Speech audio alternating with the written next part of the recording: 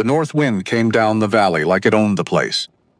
Because it did, a field of white stretched to the foot of the mountains. Snow falling sideways. Somewhere out in the dark pasture, a gray horse screamed not the ordinary scream of panic, the scream of an animal that had been broken once, and was remembering, in detail, how the breaking was done. The east fence cracked, then gave way. On the porch of a house half a mile off, a lantern swung in the wind. A man stepped out with a rifle in his hand, eyes set on the corral. He did not run. Mountain men do not run before they have finished reading the wind. Farther on in town, a blue door eased open. A woman stepped into the storm in the wrong coat, the wrong boots, wrong everything, except for one thing. She knew which horse needed her. The snow filled in her footprints before she reached the end of the road. Somewhere out there, between the broken fence and the woman in the wrong coat, 3 weeks of patience were about to be tested by a single night, and not all of it was weather. The kind of cold that doesn't ask permission. It comes down from the north in December, like it owns the place. Because it does. Moves through walls, the way water moves through old wood. Not around, not over. Through. Sits in your chest like something swallowed wrong. And won't shift no matter how many times you clear your throat, or pull your coat tighter, or stand closer to the fire. Harrow Falls, Wyoming Territory. December 1887. 2,000 people, give or take. One church with a bell that rang on time every Sunday, because the pastor believed that the only thing standing between civilization and the wilderness was consistency. 3 saloons that believed the same thing, but expressed it differently, and with more warmth. A school that needed a new roof, and had needed one for 4 years. Every spring the town council said something would be done. Every summer nothing was. Every winter the teacher put a bucket under the leak in the northeast corner and moved her desk 3 feet to the left and said nothing about it to anyone. Streets wide enough for wagons. Not wide enough for 2 wagons and a disagreement, which meant someone was always backing up, always giving way, always pretending they'd chosen to. The town sat at the edge of 2 worlds and belonged fully to neither. Behind it, to the north and west, the mountains. Not distant mountains, not scenic mountains you visited on a summer holiday. The working kind. The kind that had opinions about you, that tested your judgment, that rewarded competence and punished carelessness, without mercy and without apology. The kind that shaped the men who lived in them, into something that didn't quite translate back to town life. Ahead of it, to the south and east, the territory opened into rangeland and creek valleys, and the distant suggestion of Cheyenne, where money came from and decisions got made, and men like Harlan Druce had offices with carpets and fireplaces, and the particular confidence of people who had never needed to watch the sky for weather because they had buildings that kept it out. Harrow Falls sat in between. It served both. It understood neither. It got along. The town ran on a simple economy. Work, weather, gossip, not necessarily in that order, and frequently all 3 at once. The gossip was arguably the most sophisticated of the 3. It had rules, unspoken ones, but rules nonetheless, as real and enforceable as any that appeared in the town charter. You didn't say a thing directly if you could say it sideways. You didn't name someone if you could describe them well enough that everyone knew who you meant. You spoke softly and sweetly, and with the specific, warm concern of someone who cared very deeply, genuinely about the state of other people's lives. Which is to say, you spoke with appetite dressed up as compassion. And you dressed it up well enough that sometimes even you believed in the costume. Harrow Falls was very good at appetite dressed as compassion. It had been practicing for a long time. The women were better at it than the men, generally speaking. Not because women were more given to appetite, they weren't, in Harrow Falls or anywhere else, but because the town gave them fewer other outlets. Men had their work and their decisions, and their movement across the landscape. Women had the church steps and the general store and the particular social architecture of a small town where everyone's business was everyone's business, and where the currency of connection was information, and where information about someone's failure or misfortune or unfortunate situation passed through that economy with a speed and efficiency that no cattle trade could match. It wasn't cruelty. That was the thing to understand about it. It wasn't cruelty. Not usually, not in the hot and intentional way. It was something quieter and in some ways worse.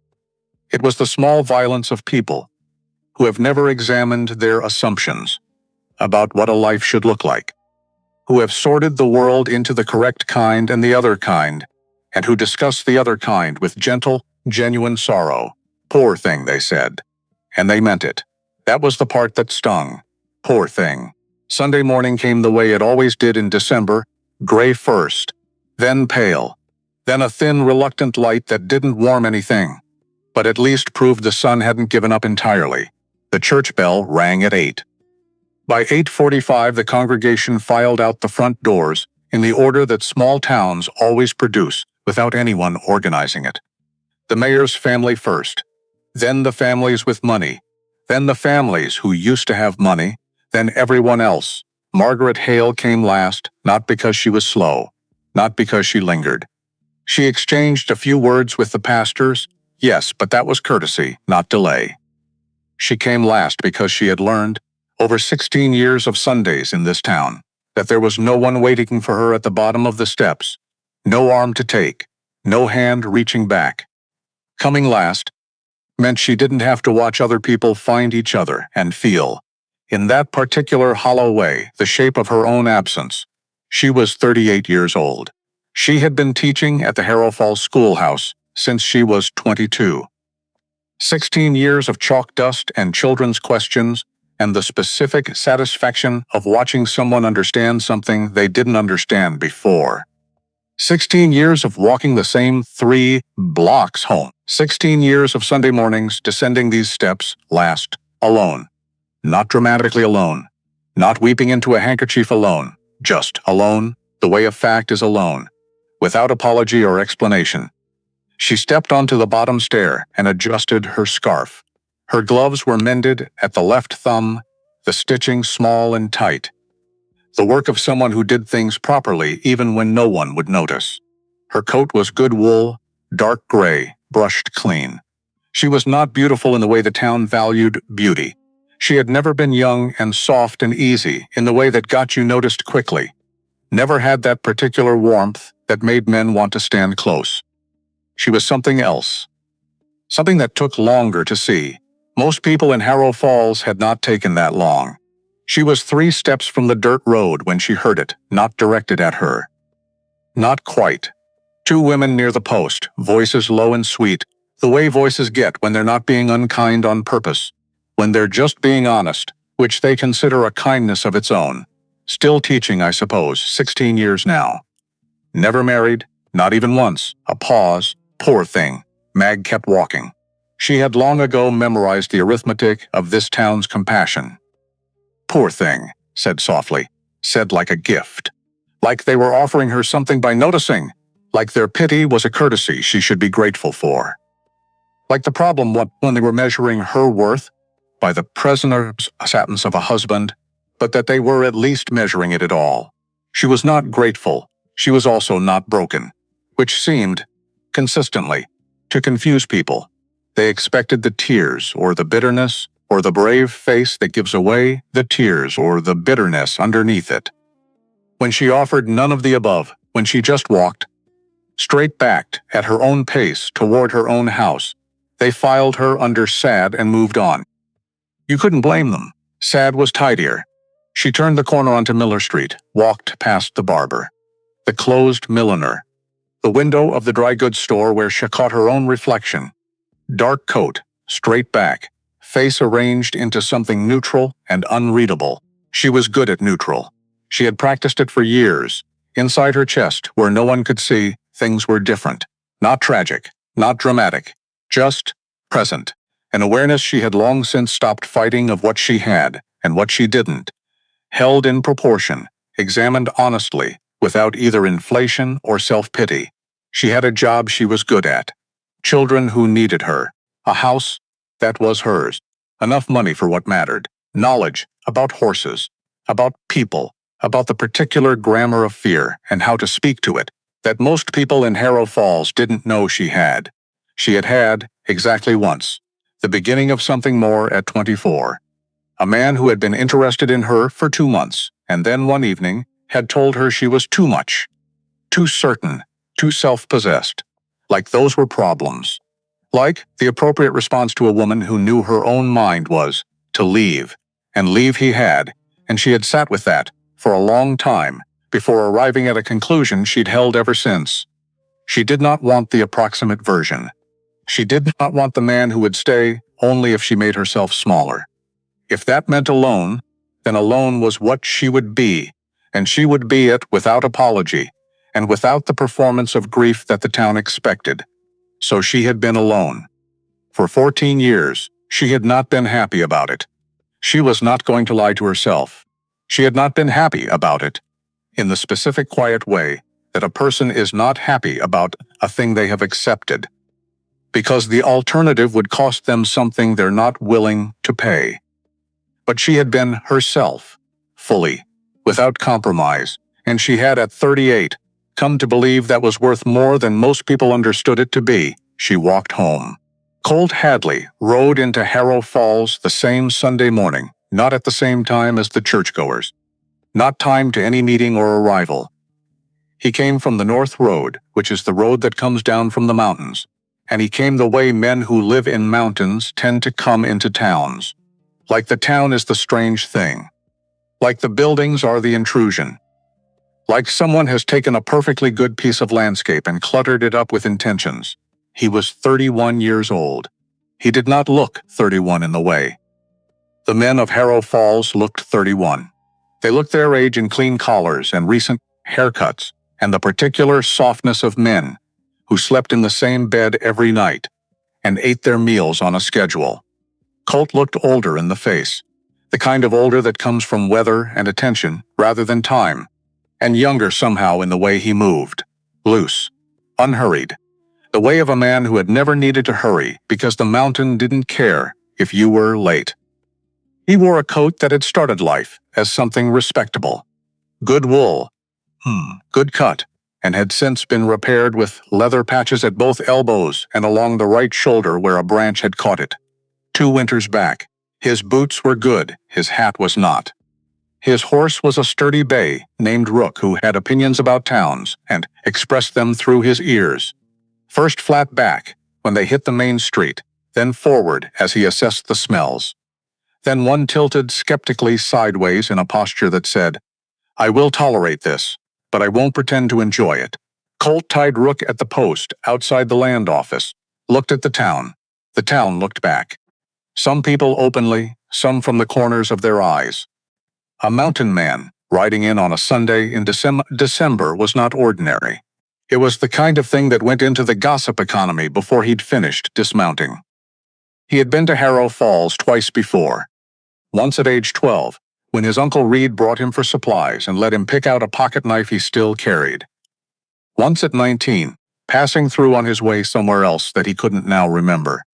He did not have a particular feeling about the town either time. It was a town. Towns existed. He lived elsewhere. But his Uncle Reed was dead now. 3 weeks dead. In the ground on the property that had been his for 30 years, and was now, by the specific and unbending language of a dead man's will, Colt's. 412 acres. Good grass when the season allowed. Good water, a creek that ran clear even in the dry years, which was a rare thing in this corner of Wyoming and worth considerably more than most people realized. A house that needed work, a barn that needed more, and a debt. The debt it had been carrying since a bad winter 6 years back, when Reed had borrowed against the land to keep the cattle alive, and had not, in the end, lived long enough to finish paying it back. The note had changed hands twice since then.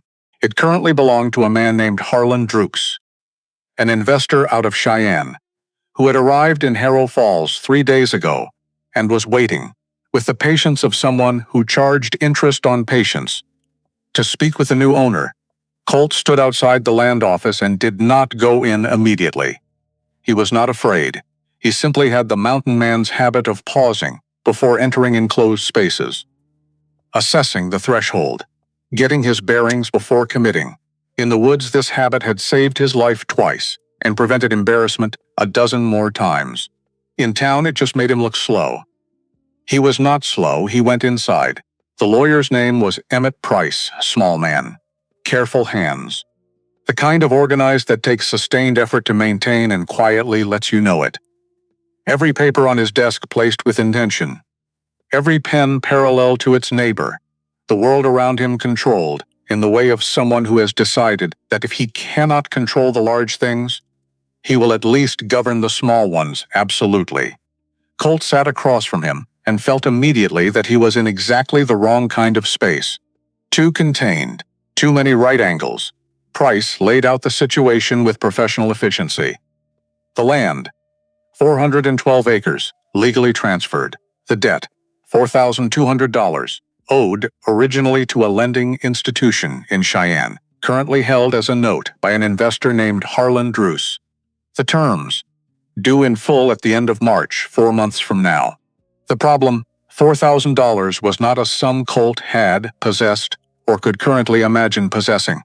He had a good rifle, a good horse, a saddle that needed new stitching on the left fender, and approximately $90 in his coat pocket. He listened without interrupting. He had always had this habit. Men who talked a lot sometimes mistook it for slowness, for the labored processing of a man not quick enough to keep up. It was not that. It was the discipline of someone who had learned young that the woods will tell you everything you need to know if you stop filling the silence with your own voice. The rabbit that freezes at the edge of the clearing. The wind that shifts before the weather does. The snow that settles in a particular way when the weight on it is animal rather than wind. Everything speaking. You just had to be quiet enough to hear it, Druce, Colt said. When Price finished, he's in town. Arrived 3 days ago. He's staying at the Cattleman's Hotel, and he wants to meet with you. What kind of man? Price considered this with the seriousness it deserved.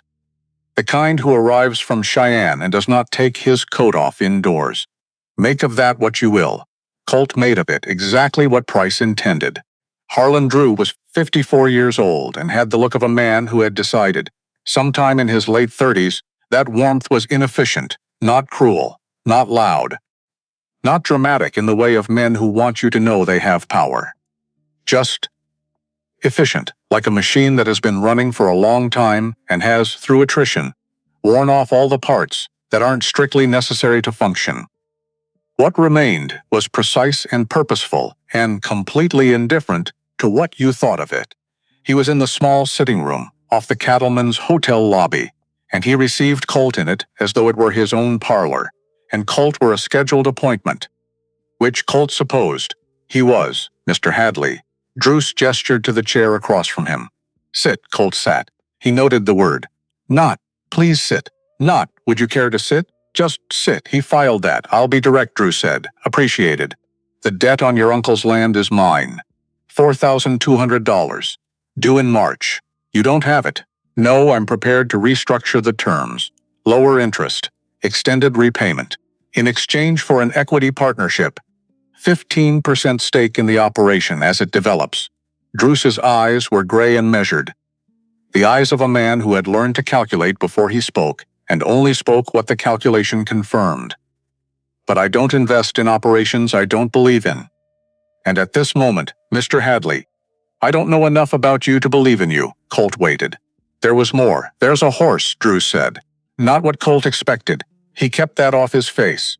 In your uncle's barn? Gray animal. Your uncle acquired him about 8 months ago. In that time, no one has been able to ride him. No one has come close enough to bridle him without incident. 3 men have tried. 2 of them are still favoring their ribs. I know the horse, then you know he's a problem? Or the men were. Druce looked at him. A pause. A recalibration. Small, but there. Something in the gray eyes shifting fractionally, like a lens adjusting. I want to see you manage your stock, Druce said. If you can't bring that animal to order, publicly, before witnesses, so there's no question of what happened. I have no confidence in your ability to run this operation. The debt stays due in March, full amount, and if I can, Then we discussed terms. Colt looked at him. Not a stupid man, not a generous one either, necessarily. But a man who meant what he said and would be held to what he meant, which was more than you could count on from everyone. 3 weeks, Drew said. I'll be in Harrow Falls through Christmas. I want to see progress. Colt stood. I'll look at the horse. You'll need to do more than look, I know. He left. Outside, December hit him in the face like a reminder. He untied Rook and looked down the main street of this town that was now, whether he'd asked for it or not, his. Somewhere in it, there was a horse that 3 men hadn't been able to touch well. He had spent his whole life learning to approach things that didn't want to be approached. How different could it be? He saw the horse for the first time that afternoon, stood at the fence of the rear corral and looked at the animal. And the animal looked back, and they spent a long moment simply assessing. The way 2 things that might become relevant to each other do when they first occupy the same space. Ghost was gray. Not pale gray, not silver, not the washed-out color of old wood. The gray of storm clouds when they mean it, deep and shifting and darker at the center, with something almost silver at the edges where the winter light caught the individual hairs of his coat. 15 hands at least. Probably more. Built like something meant to move across difficult terrain, the kind of ground that defeated horses designed for comfort. Deep chest, strong hindquarters, legs that had a particular quality of competence about them, as though they had already solved the problems the terrain ahead of them would pose. He stood at the far end of the corral. He was not pacing, not frantic, not doing the explosive thing Colt had been told to expect from a horse that had already sent 3 men to recover. He was watching. That was the thing that struck Colt first, not the size, not the obvious contained power, but the watching. The horse was watching him with something that was not fear and not aggression, and not the dull vacancy of an animal that had given up. It was something more deliberate than any of those things. Assessing, Colt could respect that. He leaned on the fence rail without entering, without approaching the gate, just being there, a shape at the edge of the horse's world, without making demands of it. His hands loose on the rail, his breathing even. His posture angled slightly away, because facing a frightened animal directly is an act of aggression whether you intend it that way or not. And Colt had learned the difference between intending something and doing it a long time ago. Ghost's ears were forward.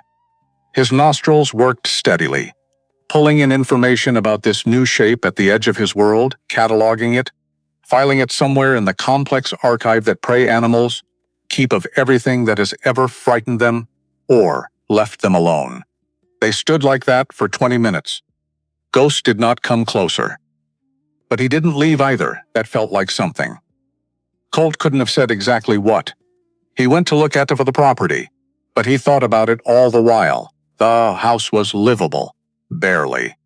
Reed Hadley had been a man who spent his time outdoors and treated indoors as a place to sleep when the outdoors became genuinely impossible, which in Wyoming was a significant portion of the year, but not all of it. The furniture was sparse, functional. The kitchen had what a kitchen needed, and nothing it didn't. The bedroom was a bedroom. There was a stone fireplace in the main room that worked, which was the most important thing. Colt built a fire, sat in the single chair that faced it, looked at the flames for a long time. He was not a man who examined his feelings with any regularity. Living alone in the mountains for years at a stretch selects against that habit, or at least against the talking about it part of it. The mountains are not interested in your feelings. They are interested in whether your fire is big enough, whether your shelter is sound, whether your food will last until the thaw. They ask practical questions and reward practical answers and have nothing to say about the interior life, except keep moving. But he was honest enough, in the privacy of his own head, sitting in front of his dead uncle's fire in his dead uncle's chair in his dead uncle's house, to admit that this was strange, all of it strange to be in a house, strange to be in a town, strange to be in possession of something. 400 acres, a debt, a responsibility, when he had spent his entire adult life traveling light, owing nothing, answering only to the mountain and the weather and his own judgment. He had never owned anything before, not land, not structure, not debt, not the particular kind of obligation that tied you to a place and said, "You must be here, you must show up, you cannot simply leave when the conditions change." He had owned his horse, his rifle, his gear. He had owned the knowledge in his head, the particular and accumulated knowledge of years in the mountains. How to read weather, how to read terrain, how to move through the wilderness without disturbing it, how to approach the things in it that could hurt you with the specific patience that turned encounters from confrontations into something more like mutual understanding. He had owned himself. Cleanly and completely, with no strings and no obligations and no one waiting for him anywhere. That had always felt like freedom. Sitting here in the dead man's chair in front of the dead man's fire, Colt was not entirely sure it had been. Freedom, he was beginning to think, might be one of those words that means something different from the outside than it does from the inside. From the outside, it looked like no obligations. From the inside, it felt like that for a long time, and then one day it started to feel like something else. Like nothing that requires you. Nothing that would notice the gap if you weren't there. He thought about the horse, the way Ghost watched. The way it wasn't rage in those eyes. Not the hot, senseless rage of an animal that has lost itself to fear, but something more controlled. Something that had learned, through repetition and pain, to look like rage because rage was safer than what was underneath it. Rage said, "I will destroy you before you can destroy me." What was underneath rage said something harder to say. Something that required a kind of vulnerability that Ghost had apparently decided he could no longer afford. Something like, "I have been destroyed before and I survived it, but I don't know if I can again." Colt understood that he would not have said so out loud, not to anyone, not ever. Not in the mountains where the only audience was the trees and the sky and the occasional uninterested elk. Certainly not here, in a town full of people who would not have understood what he meant and would have filed it under. Strange man from the mountains, doesn't know how to talk properly. But he understood it. He went to sleep in the dead man's bed and did not dream, which was his usual condition, and woke at 5 in the morning when the cold demanded it. Monday, first attempt, Colt entered the corral slowly. No rope, no equipment. Just himself and open hands and the careful, non-threatening posture he'd used his whole life, approaching animals in the wild that could hurt him if they chose to. Head slightly down, body angled to the side. Movements deliberate and signaled in advance. The posture that says, "I am not a threat, I am just here. You can keep watching." Ghost chose to be a threat instead, not immediately. He watched Colt enter, watched him stop, watched him stand in the center of the corral doing nothing aggressive. And then, as if he'd made a calculation and arrived at a conclusion, he moved fast. He crossed the corral in 3 strides and went up, both front hooves off the ground. The full display, the warning that is also a weapon. And Colt moved sideways, fast enough, the hooves coming down precisely where he'd been standing. Colt backed to the fence. Heart going at a pace he kept off his face. Ghost stood in the center of the corral, looked at him, ears back, nostrils red with the effort and the adrenaline. Everything in his posture saying, "This is not a conversation. This is a boundary. Stay outside it, Art," Colt said quietly. To no one in particular, to the horse, to himself, to the cold air. "All right. I hear you." He left the corral. 3 men from neighboring properties had stopped by to watch because word in Harrow Falls moved before the thing it was about. They said nothing particularly useful. One of them clapped him on the shoulder in the way men do when they want to seem encouraging without actually committing to encouragement. Silas Vane was among them. Silas Vane was 47 years old and owned the largest property bordering Colt's land to the east. He had a wide, weathered face and a handshake like he'd read somewhere that handshakes were important and had been practicing ever since to get it exactly right. He was friendly. Unfailingly, immediately, specifically friendly in the way that Colt, who had spent years in the woods reading the difference between a sound that meant safe and a sound that meant run, cataloged without yet knowing quite what to do with. "Tough animal," Silas said, watching Ghost settle at the far end of the corral. "Your uncle bought him off a trader. I warned Reed at the time, some horses aren't worth the trouble." "Most horses that act like trouble have a reason," Colt said. "Sure, some just have bad blood." Colt looked at Ghost. Ghost was at the far fence watching. "Always watching. I don't believe in bad blood," Colt said. Silas smiled. The kind of smile that moves everything below the cheekbones and nothing above them. "Well, you're young. You'll learn," he said it kindly. That was the thing, he said everything kindly. Colt nodded once and went back to work, but he thought about it later. How specifically Silas had showed up, and how quickly. How he'd mentioned, in that offhand way, that some horses couldn't be fixed. Like he wanted Colt to start believing that before he'd barely started trying. Tuesday. Second attempt, Colt went in earlier. 5:30, barely light, his breath making small clouds in the frozen air. Ghost watched him enter, and this time did not charge. Just stood at the far end and watched while Colt moved to the center and stopped. Colt had spent years waiting out deer in mountain meadows, waiting out elk on ridge lines, where the wind shifted and you had to freeze for an hour, while the animal decided whether you were a threat. He could stand still for a long time. He could make himself small in a way that his size made look improbable, but that he had perfected through practice. Ghost stood, 20 minutes.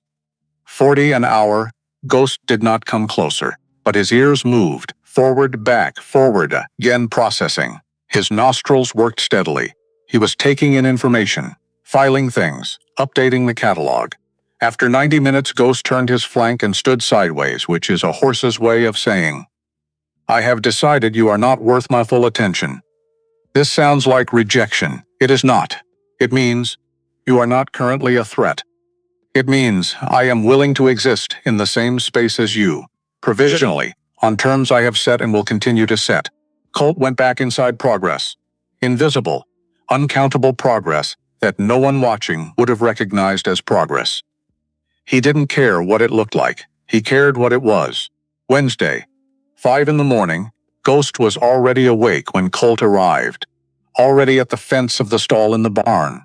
Already doing that thing where his attention moved constantly, tracking everything, cataloging everything with the vigilance of something that had learned at cost, that things could change without warning. Colt watched him for a while, and then he heard something. Soft. Low. Pitched below conversation, below command. A voice doing something else entirely, not addressing anyone specifically, or maybe addressing everything in general, the way you do when you're alone in the dark and you need to hear that the world is still manageable. A rhythm more than a language, like a song that had given up its words and kept only the shape of them. He looked toward the corral fence, a woman standing outside, not attempting to enter, not approaching the gate. Just there, both hands resting on the top rail, loose, no grip, no urgency. Her coat was dark gray. Her hair was pinned up, a few pieces having escaped the pins and moved in the pre-dawn wind. She was looking at Ghost. Ghost was looking back, and Ghost, this horse that had sent 3 men to nurse their ribs, that had gone up at the sight of Colt 2 days running, was standing still. His head was not high and defensive. His ears were forward, yes, but not tight, not alarmed. His breathing, which Colt had been learning to read, was slower than he had yet seen it. His weight was distributed evenly across all 4 feet, which is the posture of an animal that has decided, at least for the moment, that it is not about to need to run. The woman kept talking, soft, even, a rhythm more than a content. Like a song stripped of its music, left with only the intention behind the notes. Ghost's head lowered an inch. 2 inches. The kind of incremental surrender that happens when something that has been braced for impact realizes the impact is not coming. Colt stood completely still and watched. He had no word for what happened in his chest in that moment. It wasn't simple. It wasn't just surprise, or recognition, or the particular quality of emotion that comes from watching something do effortlessly what you have been struggling to approximate. It was all of those things, and something underneath them that he couldn't identify yet. Then a board under his boot creaked. Ghost's head came up, ears back. The moment shattered the way ice shatters. Not gradually, but all at once, the whole thing gone in an instant. The woman stepped back from the fence, didn't look toward Colt, simply turned and walked away, her figure moving through the pre-dawn dark with the particular steadiness of someone who does not expect to be called back and has not arranged her life around the possibility. Colt stood where he was. Ghost circled the corral once, twice, then stopped, quieter than before. Whatever the woman had done, whatever she'd been, it had left something in the air that even her departure hadn't entirely erased. Colt stayed until full light. He thought about the voice X, the way it had worked on the horse, not through force or authority, but through something quieter. Through presence, maybe. Through the particular quality of being completely there, without agenda, without expectation, without the tension that comes from wanting something from the animal in front of you. He needed to understand what that was. More than that, he needed to know who she was. He asked at the dry goods store, because the dry goods store in a small town is where information lives. The woman behind the counter had 3 facts for him before he'd finished the question. Dark gray coat, hair pinned up, walks past the corrals every morning. That's her, Margaret Hale. She teaches at the school, has done for years. Lives in the small house on Birch Street, the one with the blue door. A brief pause. Waited, 38 years old. Not married the way she said it. Not married, like a weather report. Like a condition of the terrain. Like a thing that required noting in the same breath as her name, because without it the information would be incomplete. Colt bought what he'd come for. On the way out he stopped. She ever work with horses? The woman looked mildly surprised. Her father was a horse trainer. Best in the county, they said before he passed. Why? Just asking, Colt said. He went back to the property and spent the afternoon looking at what needed fixing. There was a lot. The barn needed 2 new boards on the east wall. The corral fence had a section that had been repaired with wire, instead of wood, and the wire had rusted through. The house needed caulking around the windows, or the winter would come inside to live with him. He was assessing the fence when Druce appeared, not by arrangement. The man had a talent for arriving in places as though he'd always intended to be there. How is the horse? Druce asked, working on it. The men I spoke to suggest it cannot be done. The men you spoke to haven't done it, Colt said. That's not the same as can't. Druce looked at the corral. At Ghost, visible through the rails, standing at his usual far end, watching them both with the precise attention of an animal that considers vigilance a survival strategy. Because it has learned that it is one. I need more than effort, Mr. Hadley. I need results. Demonstrated. Demonstrated. Public, a precise pause. I also want to address something else. You're a single man, living alone, on land with no established operation, no community standing, no roots. I invest in stable operations. Stability involves more than livestock. Colt looked at him. What exactly are you saying? Druce said it. Simply. Clearly. Like a business proposition, because to him it was. There is a woman in this town who has lived here for 16 years. She is educated, respected in her capacity, unmarried, a marriage, a proper one, settled and real, would demonstrate a kind of investment in this community that an outside investor looks for. It would tell me you intend to stay, that you are building something, not just inheriting something. Colt was very still. Marry her? That's what I'm recommending. Margaret Hale, I have made inquiries. She is regarded as... I heard you, Colt said. He said it quiet. Druce stopped. I need time to think, Colt said. You have until Friday. I'll want your answer. Colt walked away. Not fast, he didn't let it be fast, but steadily. Out of the corral yard and onto the side road, and far enough that the conversation became a thing behind him, rather than a thing happening to him. He thought about a woman at the fens pre-dawn dark. He thought about the word Druce had used. Marry, like it was a business term. Like a woman was a provision in a contract, a clause to be executed, a signature to be obtained. Like the fact that she was a person, with her own history and her own knowledge, and her own particular way of standing, that could calm something broken. Like none of that entered into Drusey's calculation at all. Colt had no opinion on marriage in the abstract. He'd never considered it as something that applied to him. But he had very clear opinions on people being used as instruments. He had come from a childhood where he'd watched it done. He knew exactly what it looked like.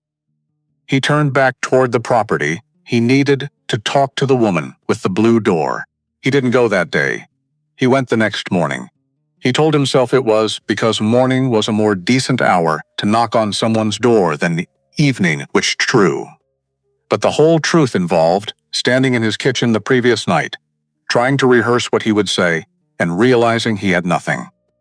He had lived alone in the mountains for most of his adult life. He could start a fire with wet wood. He could read a map by starlight. He could walk 40 miles in a day without stopping more than twice. He did not know how to begin a conversation with a woman he had never spoken to, in a town that didn't feel like his yet, about a horse that was both his entire problem and the most genuinely interesting thing that had happened to him in recent memory. He went at 5:45.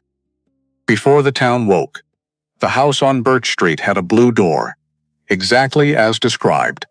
The paint was old but carefully maintained, the color of a sky at the moment just before it commits to being blue, when it's still in conversation with gray about what it wants to be. The step was swept clean. The window beside it had curtains that were plain and correctable and hung evenly. He knocked, a reasonable pause. It was not yet 6. Then the door opened. Margaret Hale looked at him without surprise, which was not what he expected. He was a large man who had just knocked on her door before dawn. Most people reacted to that. She was a woman who, by the town's accounting, had reason to be cautious of men who showed up unexpectedly. She was not most people. She had the kind of face that took a moment to read, not because it was unreadable, but because it was doing several things at once, and you had to decide which one to look at first. Her eyes were gray and level, and had the quality of eyes that had spent a long time watching things and had learned to do it without announcing they were watching. Her posture was straight without being rigid. Her expression was composed without being closed. She was not beautiful in the way the town measured beauty, or in the way that got you noticed quickly. She was something else. Something that required attention to see, and rewarded it when you gave it. "You were at the corral," she said, 2 nights ago. "Not a question. Yes," he said, "you're Colt Hadley. You own the Hadley land now." Yet she waited. She was good at waiting. He could tell this immediately. The particular quality of someone for whom silence is not uncomfortable, for whom the pause between statement and response is not a void to be filled but a space to be used. "I saw you with the horse," he said. "Ghost." "The gray one. I know which one. I've been trying for 3 days." He stopped. Tried again. "He doesn't do that for me. What did he do for me?" Stood still. Dropped his head. Mag leaned one shoulder against the doorframe. Crossed her arms. Not defensively, just settling in, making herself comfortable in a doorway conversation she had apparently decided she was willing to have. "What do you want?" she said. Not unkind, just direct. He liked direct. "I want to know what you were doing." "I was standing, I know. But how?" A pause. Something moved across her face, brief, barely perceptible. He might have missed it if he hadn't been watching for the small things. If his whole life hadn't been training him to watch for small things. "Your investor?" she said. "Druce?" He said something about me. It landed between them. "Yes," Colt said. "I heard it." She met his eyes and held them. "Not from you. From the women at the general store. By noon yesterday it was the whole town." He felt that. More than he expected to. "I should have spoken to you first," he said. "I didn't. That was wrong." She looked at him. He looked back. He had spent years in the woods learning not to look away from things that were looking at you. "Why are you here?" she said. "Actually, the horse," he said. "I need to understand what you know, and—" He took a breath, held it, released it into the December air, "and I owe you an apology that I don't know how to give properly. But I'm giving it anyway." She was quiet for a moment. The town was still sleeping. Somewhere nearby a bird, insane, December surviving bird, made a brief sound and went quiet. I helped the horse, Mag said finally. Not you. And not any arrangement that man is proposing, I understand, do you? Yes. She studied him. The gray eyes doing their work, reading something, filing something. Before sunrise, she said. No witnesses. No one knows. She paused. And I am not a solution, Mr. Hadley. I am a person. If you need reminding of that again, we stop. I won't need reminding. Another pause. The horse's name is Ghost, she said. I know, he chose it himself. The way he moves. The color. She looked out past Colt, toward somewhere he couldn't see. Ghost is a good name for something that people have decided doesn't exist. Colt looked at her. And for the first time since he'd ridden into Harrow Falls, he felt something that wasn't wariness or strategy or the low, constant hum of a problem without a visible solution. He felt like he might be standing in exactly the right place. He didn't say that. He nodded once and said he'd be at the corral at 5. She said she'd be there. Friday came. Druce kept his word. He did not call a meeting or send letters. He did what efficient men do when they want an outcome without fingerprints. He told the right people in the right rooms and let the town's economy do the rest. By Friday afternoon, Harrow Falls knew Druce's condition, the horse, the deadline. And the other part, that Colt Hadley. The mountain man who'd ridden in from nowhere was being asked to court Margaret Hale if he couldn't manage the gray horse. The town received this the way it received most interesting information. With appetite, Meg heard it the way she heard most things about herself in this town, sideways. She was at the general store. Third in line, waiting her turn, her mind on the list in her coat pocket, and the lesson she needed to plan for Monday. The two women ahead of her were not whispering. They thought they were, can you imagine? At her age, being offered to him like a, well, Druce didn't say offered, exactly. What else would you call it? A sound that might have been a laugh. Poor thing. There it was again. Poor thing. Mag set her items on the counter. Precise. Deliberate. Each one placed without noise, without hurry. She paid exactly what was owed. She said thank you to the man behind the counter. She walked out. The cold hit her face. She kept walking. She walked the 3 blocks home. The blue door. Inside, she took off her coat, hung it on its hook, put the groceries away. Every item in its place. Then she sat down in the chair by the window, her hands on her knees. The street outside was ordinary. Gray afternoon, a wagon going past. 2 children running somewhere with the urgent purposefulness of children who have invented a reason to run. She sat there until the cold in her hands went away. Then she stood up, got her coat, and walked toward the corral, not because of Druce, not because of Colt Hadley, and his problem and his debt and his investor, who had decided she was a useful variable in an equation because Ghost was there, and Ghost needed someone who understood him. And that was enough of a reason. She didn't know Colt was there until she was at the fence. He was on the far side of the corral, sitting on an overturned water barrel, not watching Ghost, looking at the ground. His coat was pulled tight, his hat low. He looked like a man carrying weight he hadn't put down all day, and wasn't sure how. He looked up when he heard her footsteps on the frozen ground. Neither of them spoke. Ghost, at the center of the corral, did something then. He turned his head toward Mag. His ears came forward. 1 step, just one. The tentative movement of something to see if safety is still where it was. Colt watched this happen and said nothing. Mag stepped up to the fence, loose hands on the rail. She began to speak in the low, even rhythm she had learned at her father's knee.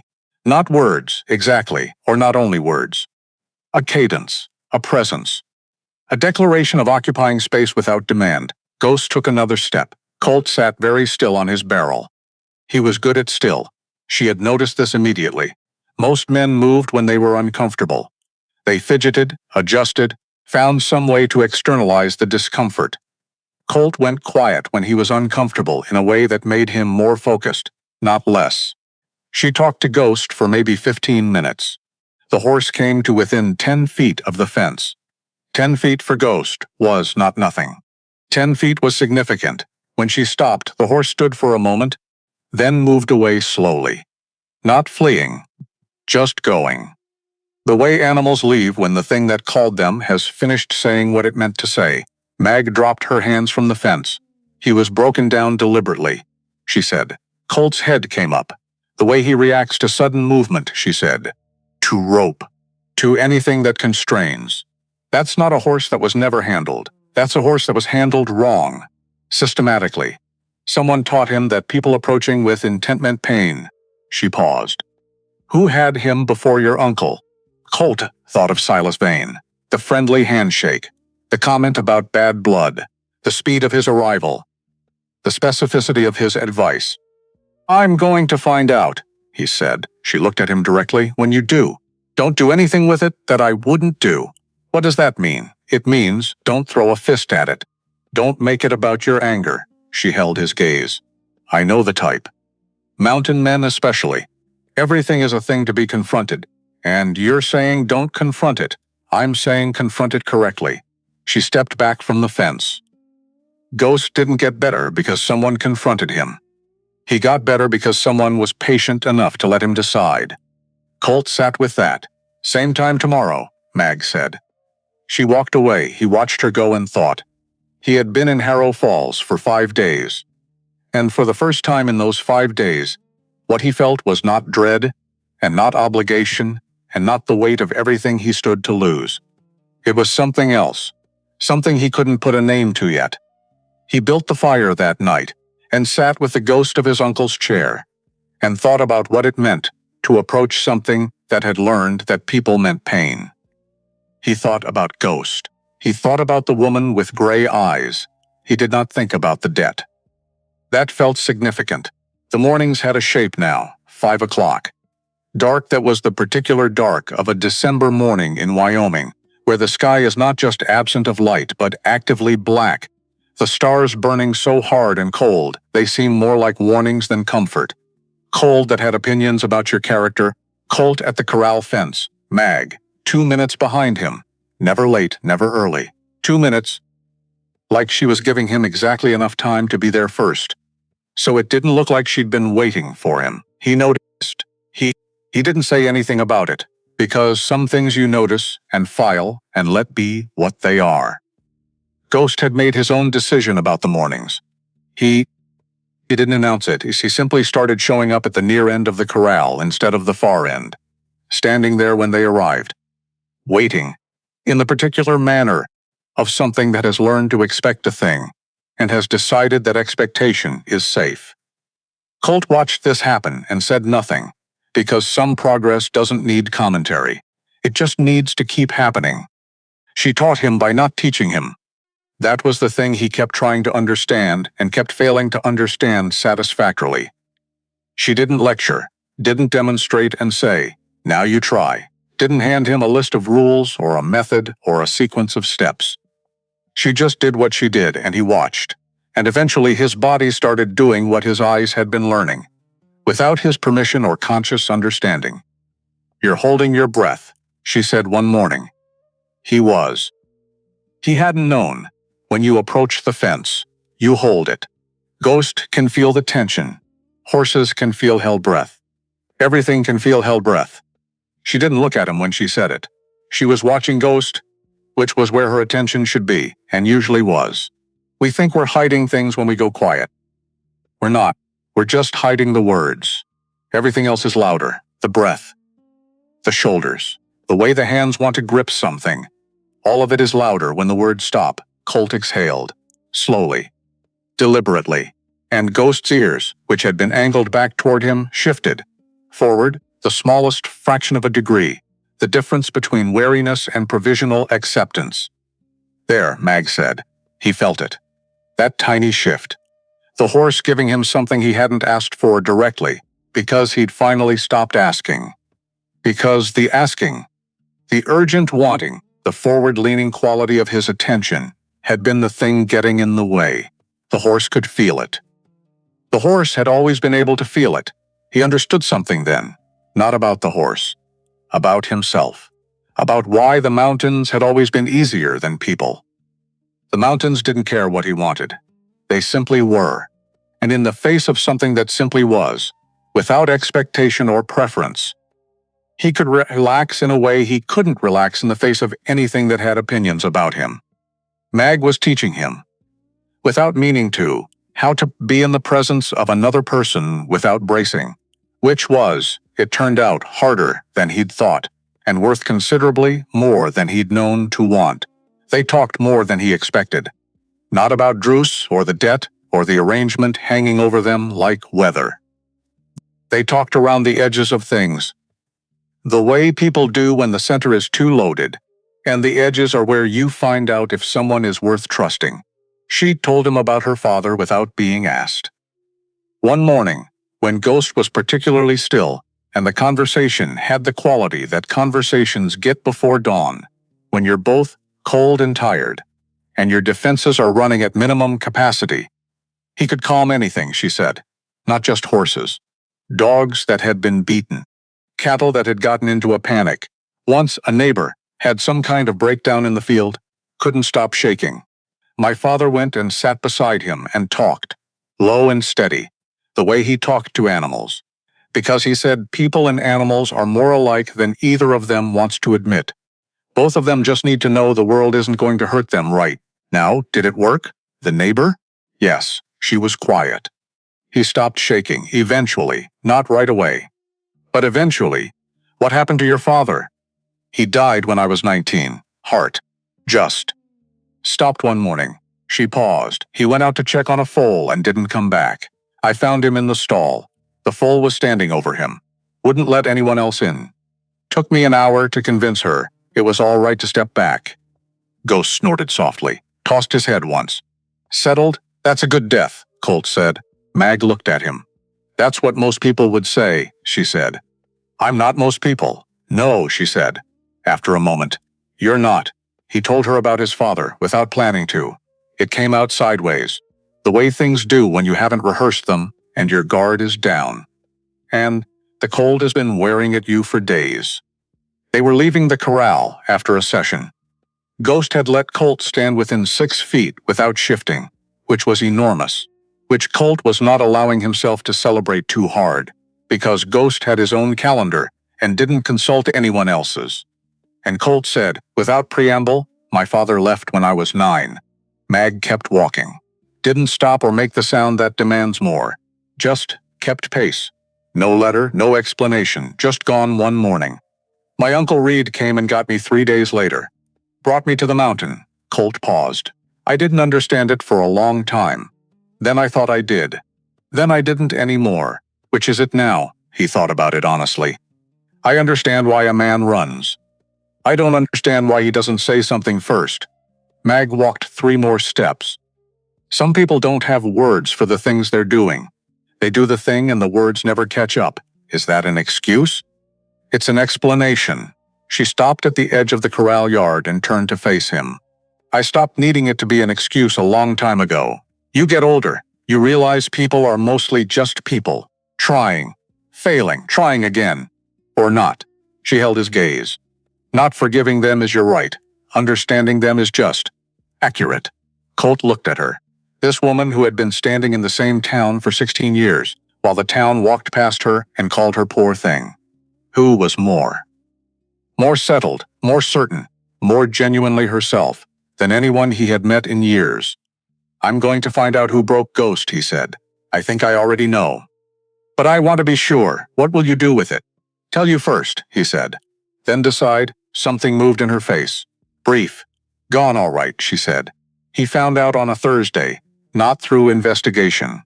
Through accident, which is how most true things surface. Not hunted down, but stumbled into when you're paying attention to something else. He was at the feed store waiting for a bag of oats to be weighed and tallied. 2 men at the back of the store, voices low, not aware of him behind the shelving unit. The name Silas. Then, the gray horse. Then, the word before. Colt stood very still and listened.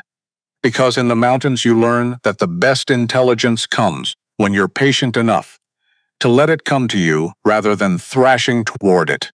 The conversation was not long, but it had a shape. Silas Vane had owned the horse. Not Ghost, a different name then, some barn name nobody used anymore. Had owned him 2 years prior. had used him for a practice the older men still called breaking, which was the word for it when done without care. When the goal was submission rather than cooperation, when the horse came out the other side, technically rideable and fundamentally destroyed. Why? Because Silas had bet money on the horse, had lost, had taken the anger somewhere the horse couldn't argue with, then sold the animal to Reed Hadley for less than market value, to get rid of a problem he'd created.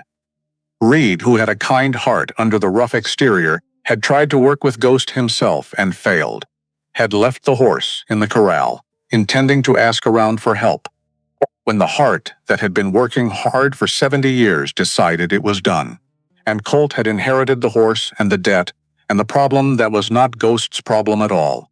He paid for his oats, walked back, built the fire, sat in the chair, and felt the anger, real, complete, justified anger at what had been done to an animal that had done nothing wrong except to be unlucky in its ownership.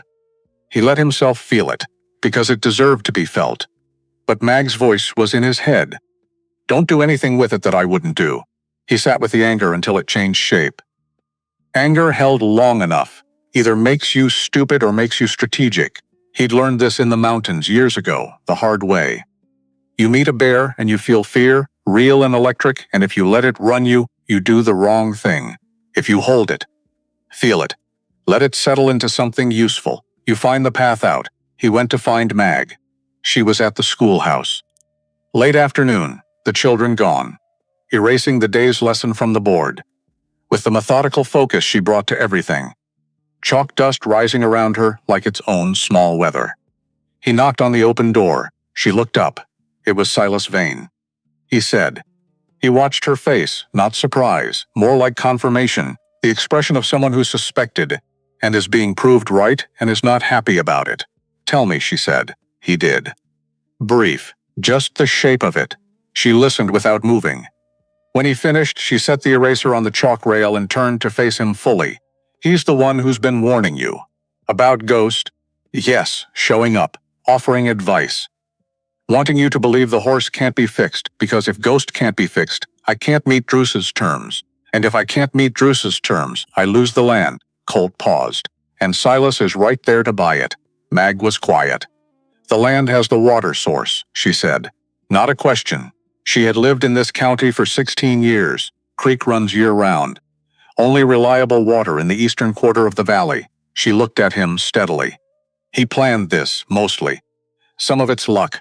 Reed dying when he did. Druce being who he is. Colt felt the anger again. Different shape.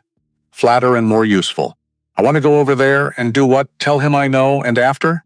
A pause. I don't know after, Owen Baird. She said, who? One of my students. 9 years old. Lives in the house that backs up to your corral yard. She picked up the eraser and set it down again. He's been quieter than usual. Something's bothering him. I think he saw something the night Ghost got spooked. That was not an accident. And Colt realized. There had been a night, 2 weeks into the mornings, when he'd come to the corral at 5, and found Ghost pacing with white eyes and a cut on his left foreleg from throwing himself into the fence. The gate latched wrong from outside. He'd assumed wind.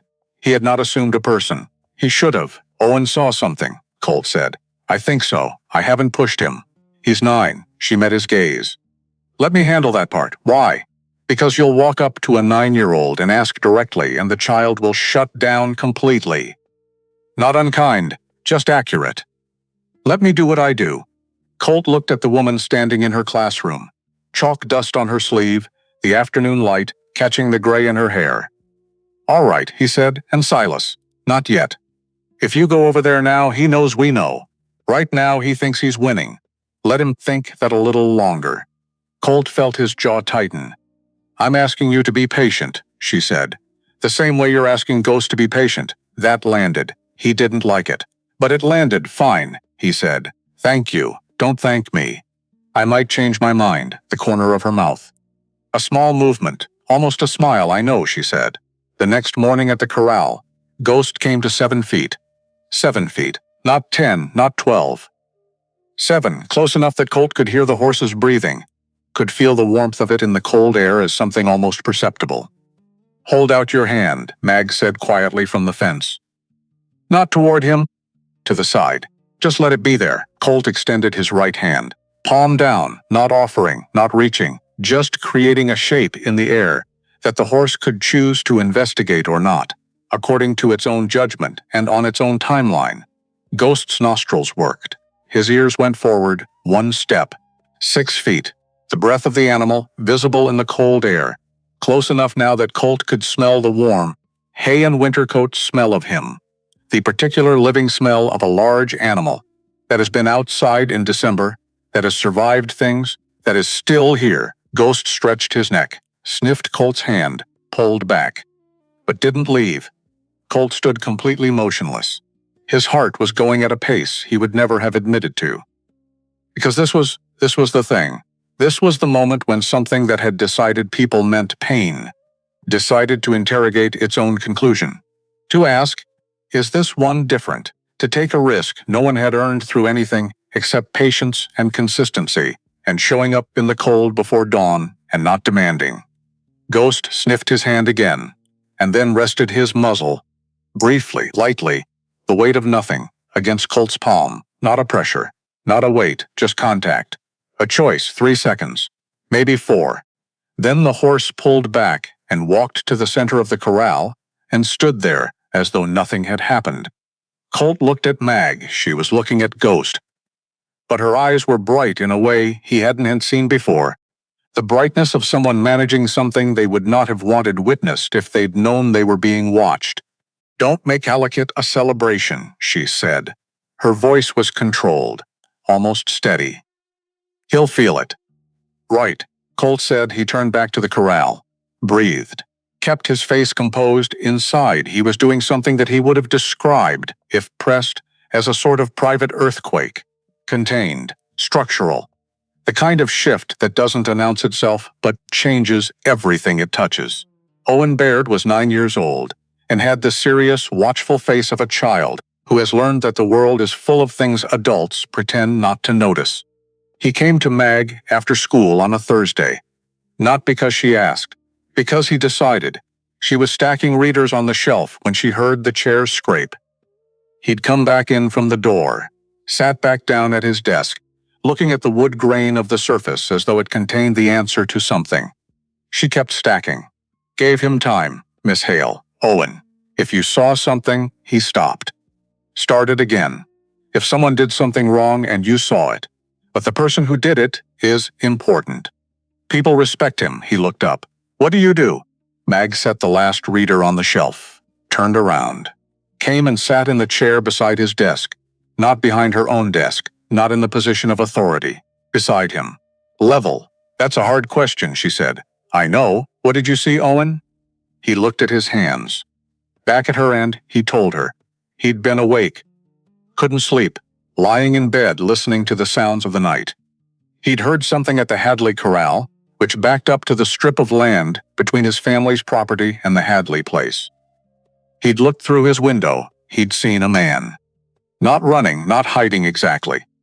Moving with the deliberate ease of someone who didn't expect to be seen because they were certain everyone was asleep. Moving toward the corral with something in his hand, a cloth, and a small lamp. Owen had watched. Because he was 9 and didn't entirely understand what he was watching, and because part of him thought maybe he was imagining it.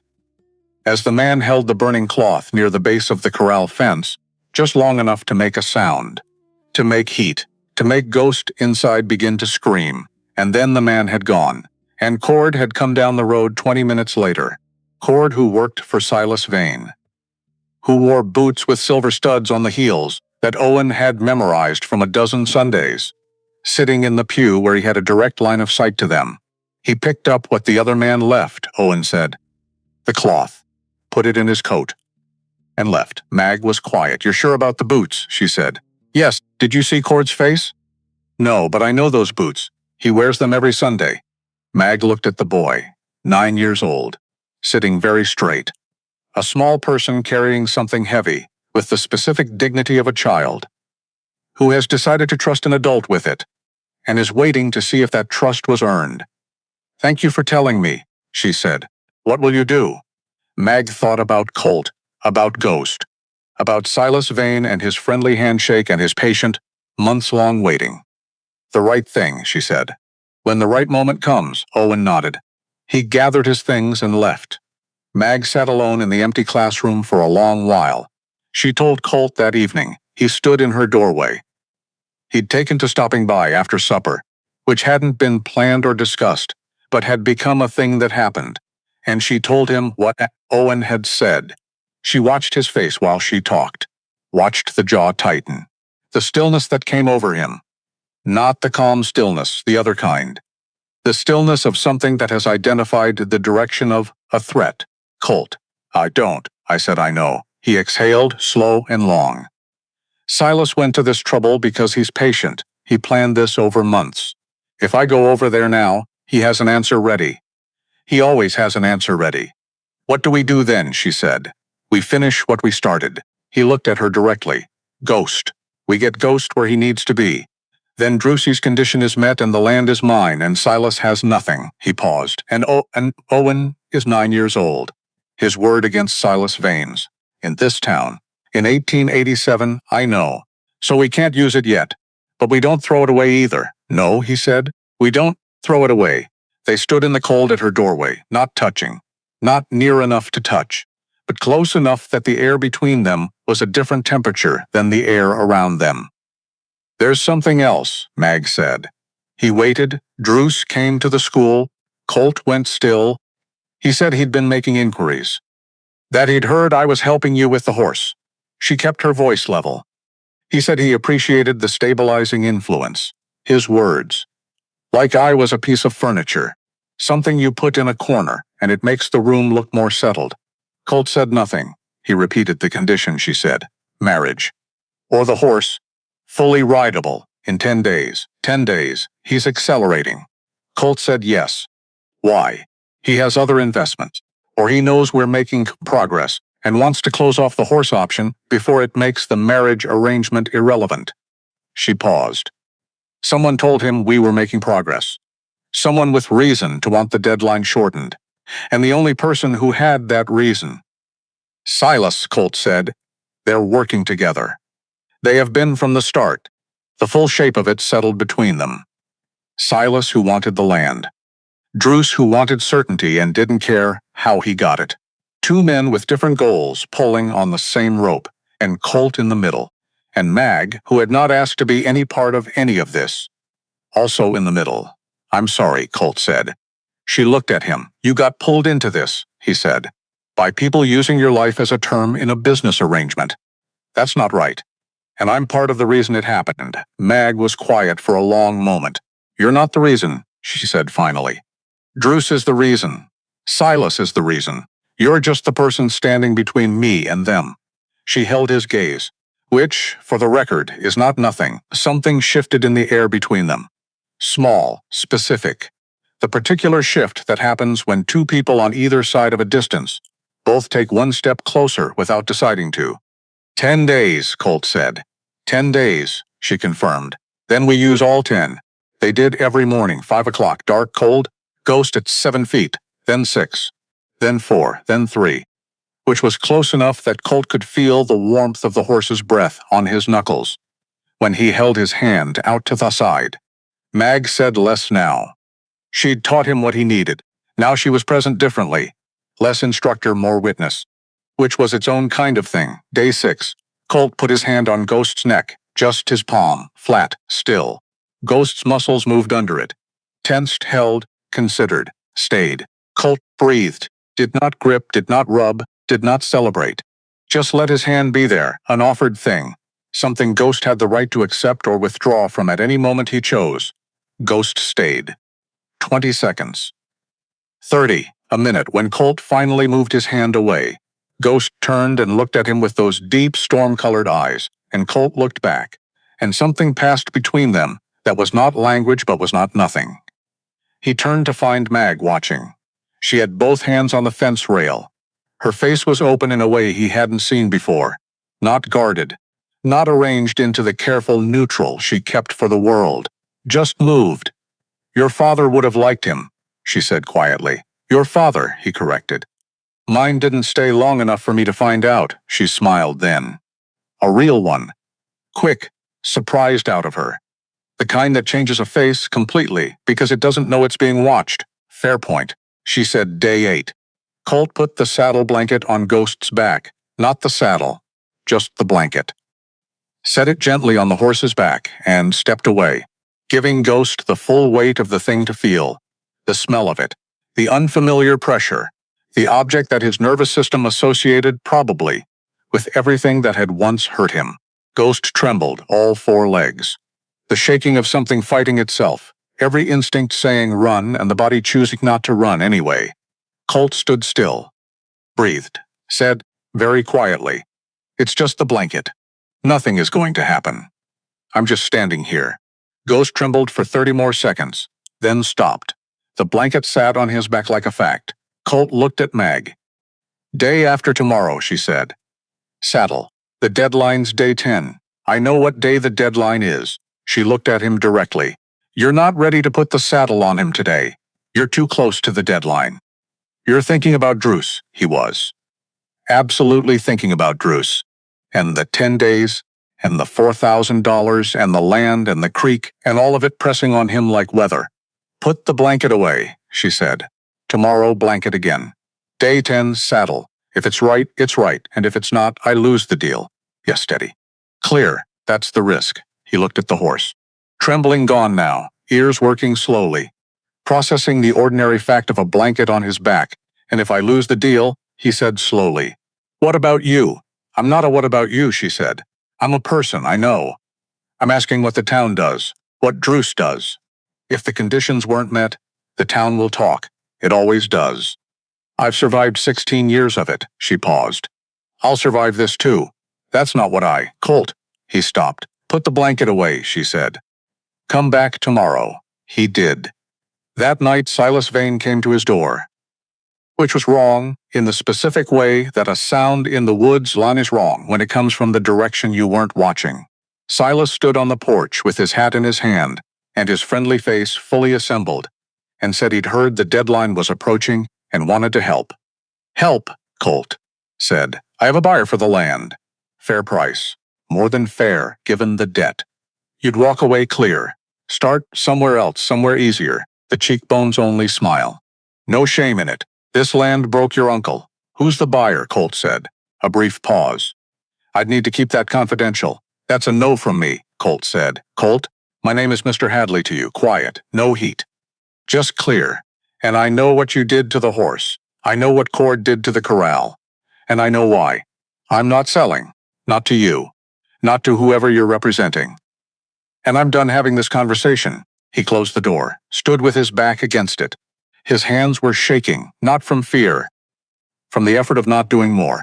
He stood there until the shaking stopped. Then went to the window and watched Silas Vane walk back down the path at the same unhurried pace, hat on his head, not looking back, pattered. Still patient, which was more frightening than anger. Die-9 the saddle, not because the deadline was tomorrow, because Ghost was ready. You know when a horse is ready, the same way you know when weather is changing. Not one sign, but a collection of them. The way he stood when Colt approached, the way his breathing had smoothed, the way the blanket had become ordinary, the way he'd started moving toward Colt in the mornings rather than waiting to be approached. Ready doesn't mean unafraid. Ready means afraid and choosing anyway.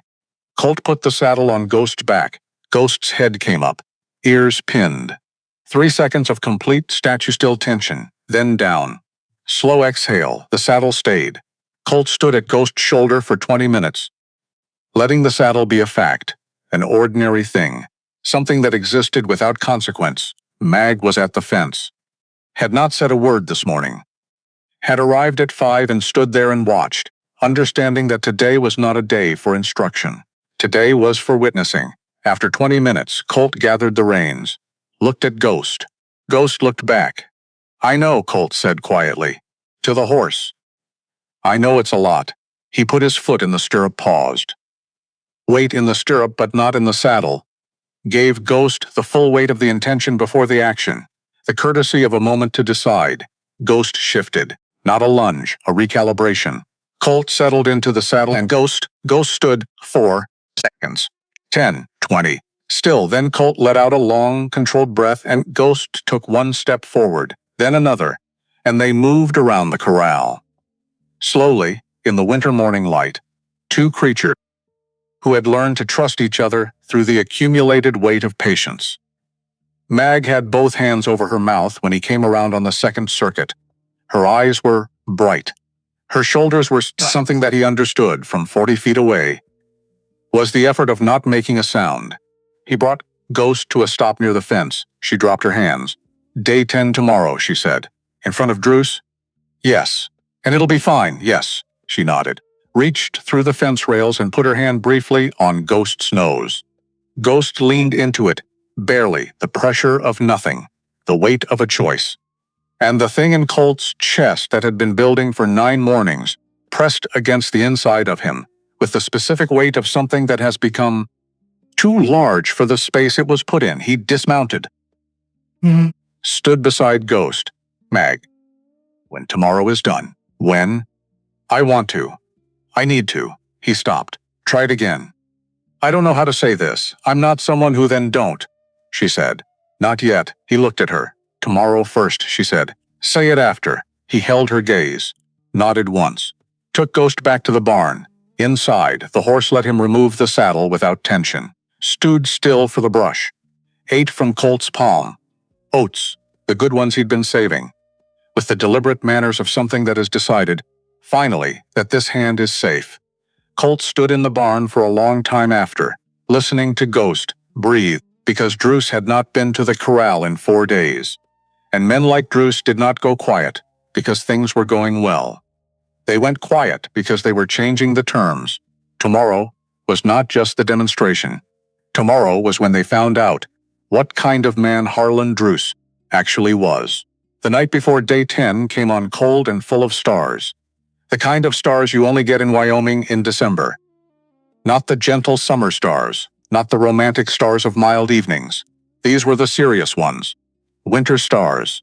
Burning hard and cold through air so clear, it might have been glass. Each one so bright it seemed to have something to say if you could figure out the language. Colt sat by the fire. He was thinking about Reed, his uncle who had lived on this land for 30 years and died in a barn with no one to find him for 3 days. And had left everything. The debt, the horse, the problem to the only person left who shared his blood. He had not known Reed well. They had written sometimes. Reed was not a talker or a writer. He sent out letters once or twice a year. Brief, practical reports on weather and cattle, and one memorable one about a family of foxes who had taken up residence in his east pasture. Colt had kept that letter, didn't know why. Just had. He thought about Ghost. About the horse that had been broken by someone who saw only utility. Only the measure of what a thing could produce and what it cost when it couldn't. About how long it took to repair something like that. About how repair wasn't even the right word, because you didn't get back to before. You built something new on the foundation of before. Something that knew what fear felt like and had chosen anyway.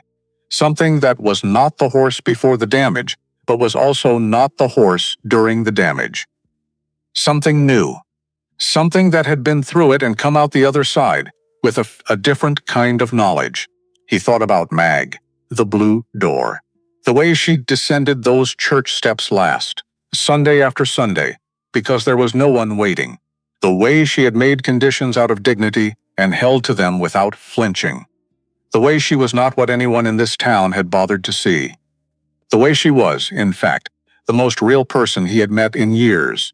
He thought about his father, who had left without words, who he had become in some ways, by being the opposite of, by being someone who didn't leave. Staying in the mountains, yes, but staying, committed to the place. Present to the weather and the terrain and the particular, unrepeatable reality of where he was. He had never applied that to a person, had never stayed rooted to a person. Because the mountain doesn't ask you to be vulnerable. The mountain asks you to be capable, skilled, tough, resourceful in the way of someone who has no one to rely on but themselves. Staying rooted to a person asks something different. It asks you to be seen, To let someone watch you fail and stay anyway. To let someone close enough that when they leave, if they leave, the leaving means something. Which was harder? Which was, he suspected, the thing he had been avoiding for 31 years by being very good at being alone and calling it freedom. The fire burned low. He let it. He thought about what he would do with the land if he kept it. Not the abstract keeping, not the legal document, not the 15% and the extended repayment and Drusey's signature beside his. The actual keeping, the day after day of it. The kind of presence that Reed had given this land for 30 years, that had worn grooves in the floors and given character to the fence posts, and made the barn smell like something specific rather than just any barn anywhere. He would get the roof of the house fixed properly. He knew a man, or Reed had known a man, which came to the same thing, who did stonework in the summer months. He would get the east fence replaced with wood instead of wire. He would get the east corral gate rehung so it swung without catching. Small things, the kind of things that take years to add up to anything, but they added up. He thought about the school, about the bucket in the corner under the leak, about a woman who had moved her desk 3 feet to the left and said nothing about it to anyone, and just kept showing up, year after year, because the children needed her to show up. He thought about spring, about a blue door that might, come spring, become a ranch door's new color, about the creek that would run clear through June and July, when other creeks dried up, and what that would be worth in a dry year. About Ghost in the spring, about what Ghost be like when the cold finally broke and the grass came back, and there was sun in the corral for more than a few hours a day. About whether Ghost had ever had a spring that wasn't spent being afraid. About what it looked like to watch something that had been broken start, slowly, to become itself again. In the morning, he would put a saddle on Ghost in front of Harlan Druce and the witnesses Druce had brought, and the horse would carry him around the corral, and the terms of the deal would be met. And then there was something else he needed to do. Not the deal, not the debt, something smaller and larger than both. He went to sleep thinking about a woman standing at a fence before dawn, talking to something frightened, in the dark, without being asked, without expecting anything back. Just because it needed doing, and because she knew how. That, he thought, was its own kind of courage. Not the dramatic kind, not the standing in front of a crowd kind, not the refusing a powerful man kind, not the kind anyone would have noticed from the outside or told stories about. Just the daily, quiet, unseen courage of showing up when you're not required to, of giving your attention to something frightened and asking nothing in return. He was learning it. It was harder than it looked. Worth it. He let the fire go fully out and slept. Day 10 arrived quietly, no announcement, no particular quality of light. Just the same gray Wyoming December morning, indifferent to what the humans below had decided to make of it. Colt was at the corral before 4.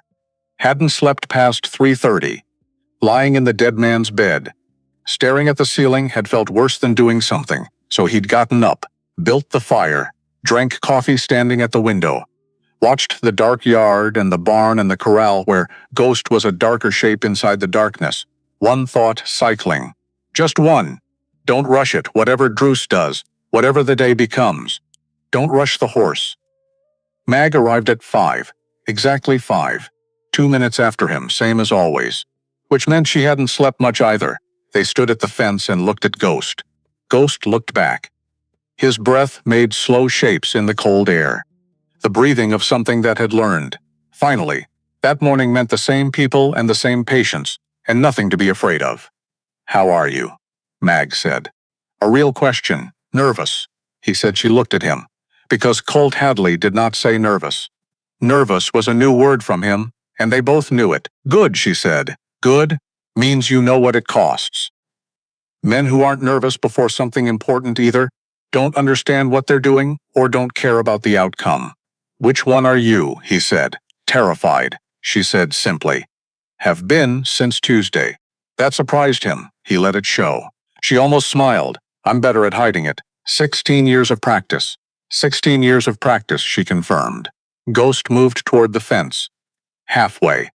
The distance he'd settled into as his. Close enough to be present, far enough to have options. Whatever Druce does today, Colt said. Whatever he says after. I need you to know something. Mag was quiet. This was never about the deal for me. Not after the first week. He kept his eyes on Ghost. Easier that way. The horse is real. What happened here is real. That doesn't change depending on what Druce decides to do with it. Silence.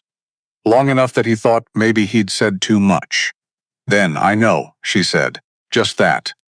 But the way she said it, like she'd been waiting to hear it, and hadn't known she was waiting. Druce arrived at 9, with 2 witnesses from Cheyenne, and a crowd that had assembled because word had moved through Harrow Falls the way it always did, fast and hungry. Silas Vane was there too. Of course he was. Mag stood at the fence, not beside Colt publicly. At her section of fence, the section she always stood at, the section Ghost had come to associate with her presence. There as herself, not as anything else. Colt went into the corral. No performance. No showmanship. He walked in the way he'd walked in every morning for 10 days. Even, unhurried, present. He went to the center and stood, and Ghost turned toward him and came. Not all the way, halfway, then 3/4. Then close enough that Colt could rest his hand on the horse's neck. The crowd was quiet. Because they had seen what Ghost did to other men. They knew what this horse was supposed to be. And what they were seeing was not that. Colt got the saddle blanket. Ghost stood the saddle. Slow, deliberate, each step given time. Ghost's ears went back for 2 seconds. Came forward again. Colt put his foot in the stirrup. Paused. The full weight of the intention before the action. The courtesy of a moment to decide. And then he was in the saddle and Ghost walked smooth. Unhurried. The walk of an animal that has decided, based on accumulated evidence, that this is safe. On the 3rd circuit, Ghost broke into a trot. His head up, ears forward. Moving like the horse he had always been underneath everything that had been done to him. When Colt brought him to a stop, the crowd made a sound. Not applause, something more complicated. The sound of people revising conclusions they'd been comfortable with. Druce said nothing for a moment. Then, all right, Mr. Hadley. Well done. Colt dismounted, handed Ghost to the barn hand he'd hired. Came back to Druce. They stepped away from the crowd. Silas moved closer, within hearing distance if he wanted to be. Druce laid out the original offer. 15% equity, extended repayment, reasonable interest. Then he reached into his coat. I've added a provision, Druce said. Papers. Unfolded with precise movements, a cosigner. A local party with established community standing, Margaret Hale. She's been here 16 years. Owns her property outright. A character guarantee. Her signature indicating confidence in the operation. Colt was very still. And if she signs and the operation fails, her property would serve as secondary collateral. Druce refolded the papers. Standard practice, like Mag's house. The blue door. The chalk-dusted sleeves and the books on the shelf, and the 16 years of building something hers, in a world that had given her very little else. Colt looked up, past Druce. At Silas. Standing 12 feet away, looking at a spot 4 feet to the left of Colt, with the elaborate casualness of a man pretending he wasn't listening. And Colt understood this was Silas. This specific, targeted, calculated provision. Druce would want a cosigner from Cheyenne, from his own network, not from a small-town schoolteacher. Silas had fed this to Druce, shaped the terms, because if Colt signed Mag into the agreement, either outcome served Silas. Success meant a poisoned relationship, failure meant Mag's house how. Either way, something damaged that didn't belong to him. Colt took the papers, read them, took his time, every word, because he was a man who had learned patience in 10 days of mornings, and he was going to use it now. Then he set them on the fence rail. No, he said. Druce looked at him. No, Colt said again, clear, clean, the word taking up exactly the space it needed. No one signs anything involving that woman except that woman. Not me, not you. Not anybody who thinks her name is a useful asset to put on a document. He handed the papers back. If you want a cosigner, find one in Cheyenne. If the deal doesn't work without this provision, then the deal doesn't work. Silence. The two Cheyenne witnesses exchanged a look. Druce looked at Colt with those calibrated gray eyes. You understand what you're walking away from? Yes, $4,000. The note due in March. Without restructuring, there's no path to keeping the land. I understand. You'd lose everything your uncle built, then I lose it. He held Druce's gaze. But I lose it clean. Without her name on it, a long pause. You know, Druce said slowly, I've been in investments for 20 years. I've met men who negotiated well. Men who were shrewd. Men who knew how to work an angle. He paused. I don't often meet men who know what they won't do. Colt said nothing. The provision comes out, Druce said. The original terms, 15%. Extended repayment. No cosigner, he refolded the papers. Monday. Price's office, he turned and walked toward the hotel. Colt stood at the fence, his heart going at a pace he would absolutely never admit to, because he had not been certain. He had made the decision and meant every word of it. But he had not known, when he said no, whether Druce would fold or walk. He had just known that no was the only word available to him. Some decisions are like that.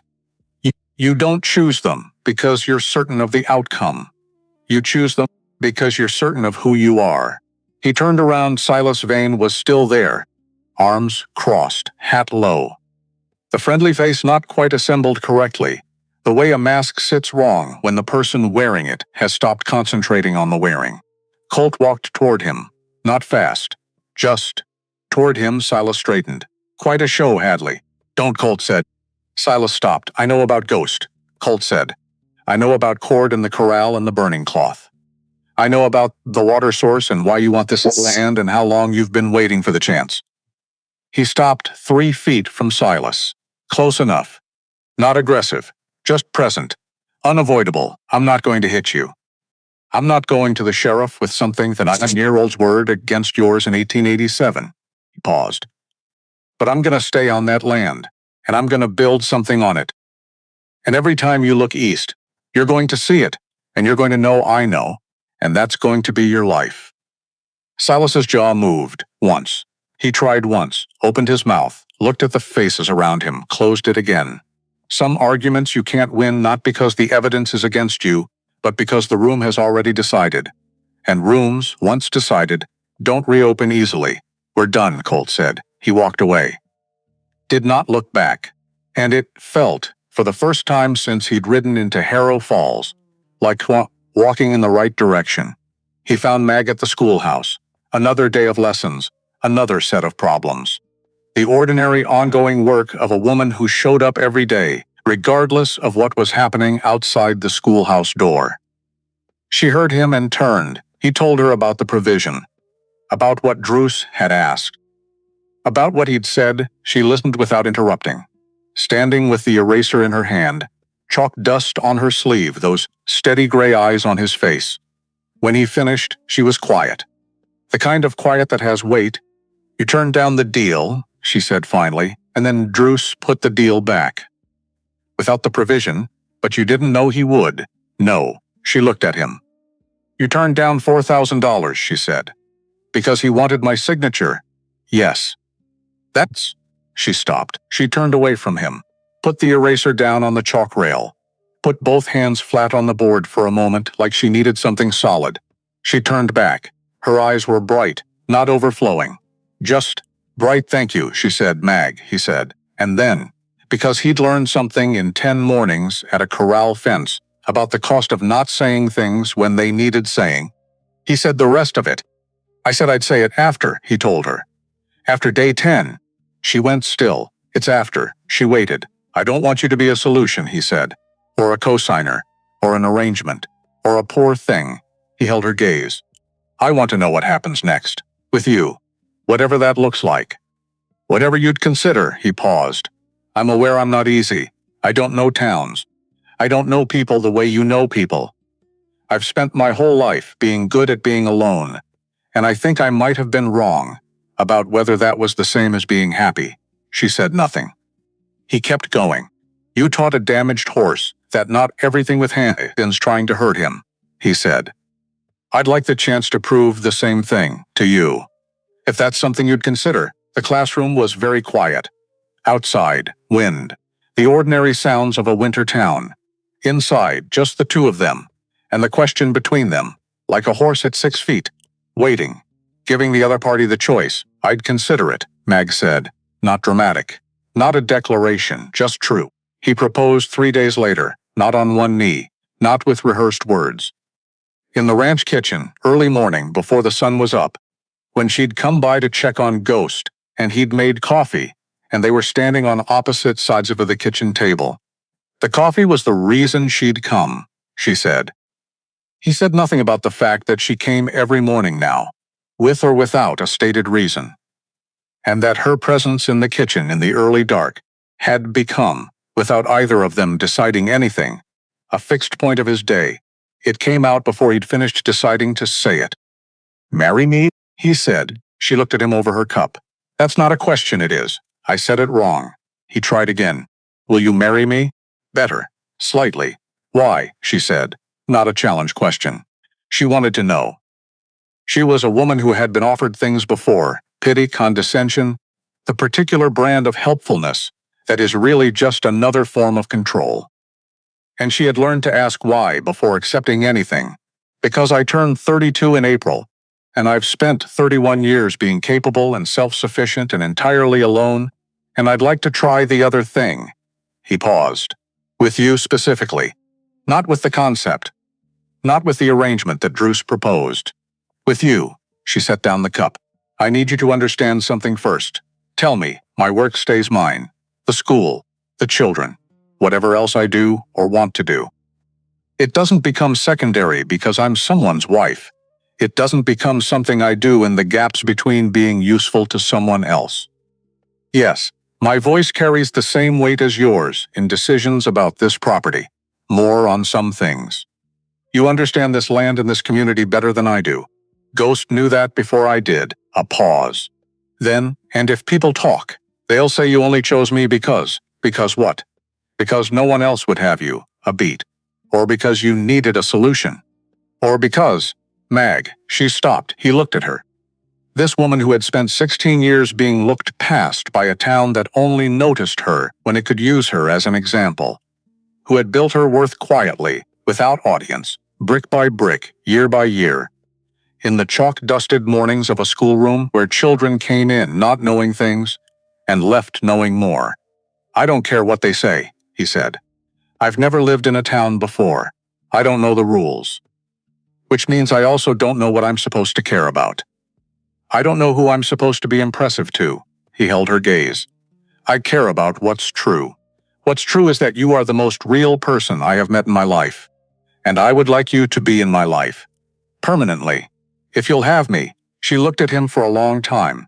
This rough, quiet, patient, honest man who had ridden in from the mountains, with nothing but a horse and a debt, and the mountain man's particular inability to pretend things were other than they were, who had stood in a corral in the cold and learned patience from a damaged horse, and hadn't once complained about the difficulty of it, who had refused to put her name on a document without her consent, even when it would have saved him everything he stood to lose, who had looked at her, actually looked, not past her, not through it, and seen what was there. "Yes," she said, "just that." And it was enough. It was, in fact, exactly enough. They were married on a Saturday, not a big Saturday, not a planned, decorated, invitations sent Saturday. A small one, the minister, 2 witnesses, the cold.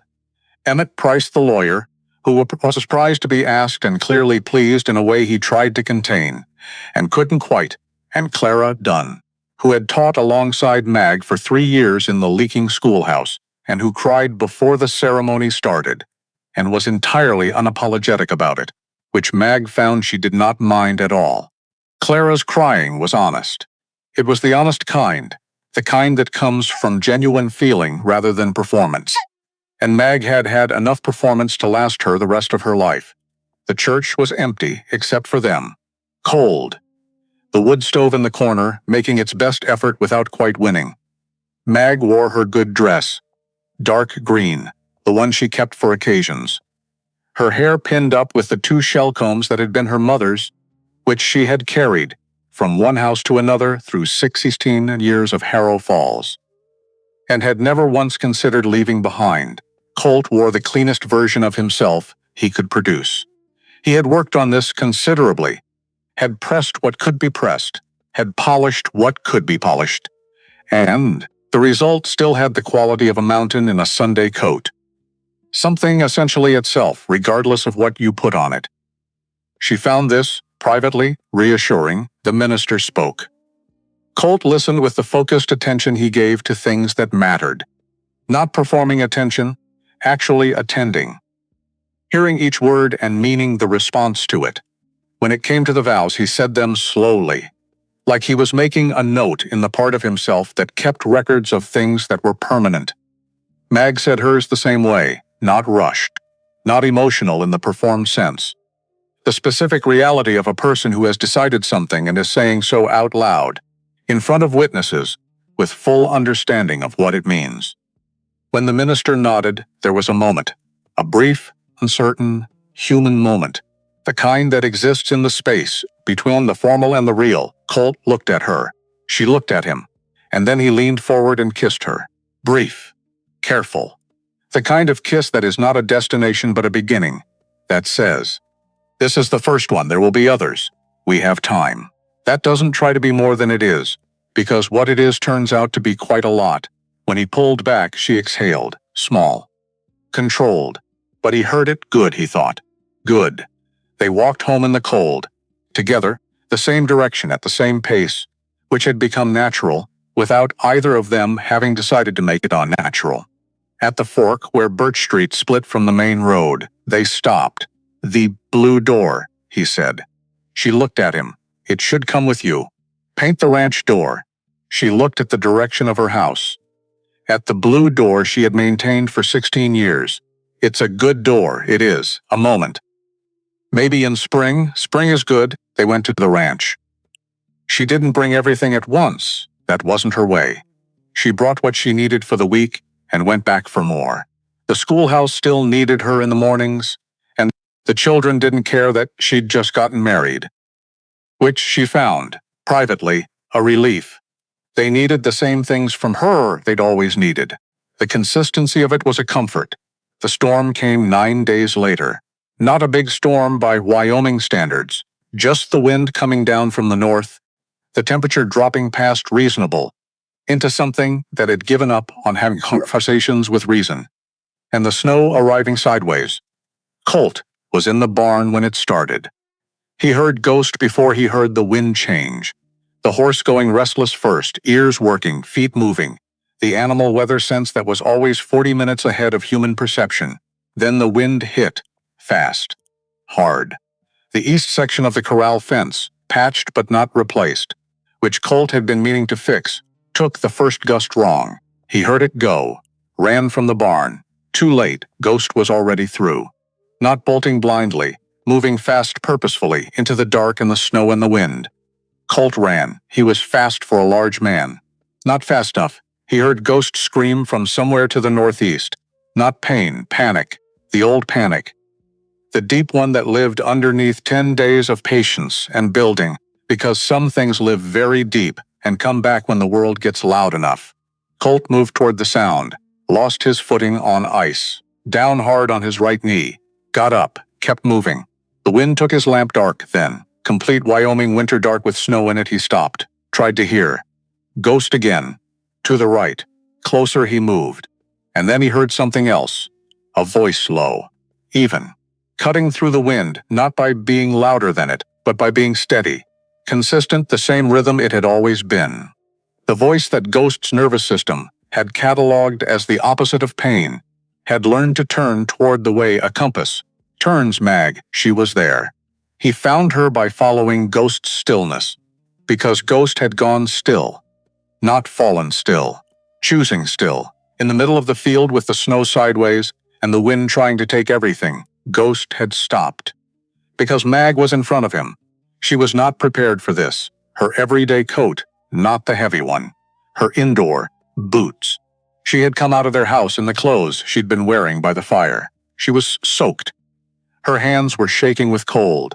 She was talking to Ghost, low and steady and completely consistent. the same way she talked to him in the quiet, early mornings when the world was still and manageable. Ghost's head was up, but his feet were still. Colt stopped 6 feet behind her, breathing hard. Did not move because he knew this, had learned it so thoroughly it was reflex. You do not interrupt. You do not bring your urgency into a space someone else has made careful. He stood in the snow and the cold and the dark and watched. Mag took 1 step forward. Ghost trembled. Full body, the shaking of something fighting itself. Every instinct saying run, and something deeper saying no. She took another step. Reached out her hand. Ghost put his nose against her palm, and stopped trembling, just stopped. Like a switch. Like the accumulated weight of 10 mornings and 10 days of consistent, patient, honest presence had built something stronger than panic. Something that held, in the middle of a Wyoming winter storm, with the wind trying and the snow coming and the cold making its arguments, it held. Mag took the halter. Gently, no sudden movement, turned and walked Ghost back toward the barn, and Ghost walked with her. Colt moved alongside, giving them space. Matching the pace, they got Ghost into his stall, latched. Safe pressed his nose against the stall door and breathed. Long, slow, recovering breaths. Colt looked at his wife. She was dripping, shaking from cold. Her hair had come entirely loose, soaked flat against her face. Doing the thing people do when they are very cold, and trying to breathe evenly and not let the cold win. Mag, he said. I'm all right, she said immediately. I'm all right. She looked at Ghost settling. He's all right too. Colt looked at her, this woman, who had run out of a warm house into a December storm, in the wrong coat and wrong boots, and stood in a dark field, and talked a panicking horse into stillness because it needed doing. Because she knew how. Because that was who she was, had always been, and had needed exactly no one's recognition to continue being. He crossed the distance and put both arms around her. She went still for half a second, then put her arms around him in return. Pressed her forehead against his shoulder and held on. They stood in the barn, the storm outside, Ghost breathing behind them, the lamp swinging on its hook. The morning after the storm came pale and exhausted, the way mornings do after nights that tried too hard. The light thin and tentative, the air still carrying the cold but having spent the violence of it. The landscape outside, rearranged slightly from how it had been. A fence board here that hadn't been here before. A drift of snow against the barn wall that changed the shape of the yard. Word had moved through Harrow Falls overnight, as it always did. Something had happened at the Hadley Ranch. The storm, the horse, a woman seen crossing the field in the dark.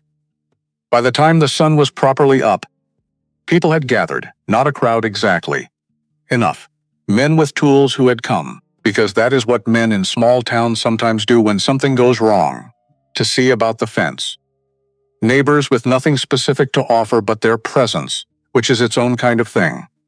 A few women who had somehow, without coordination, produced food.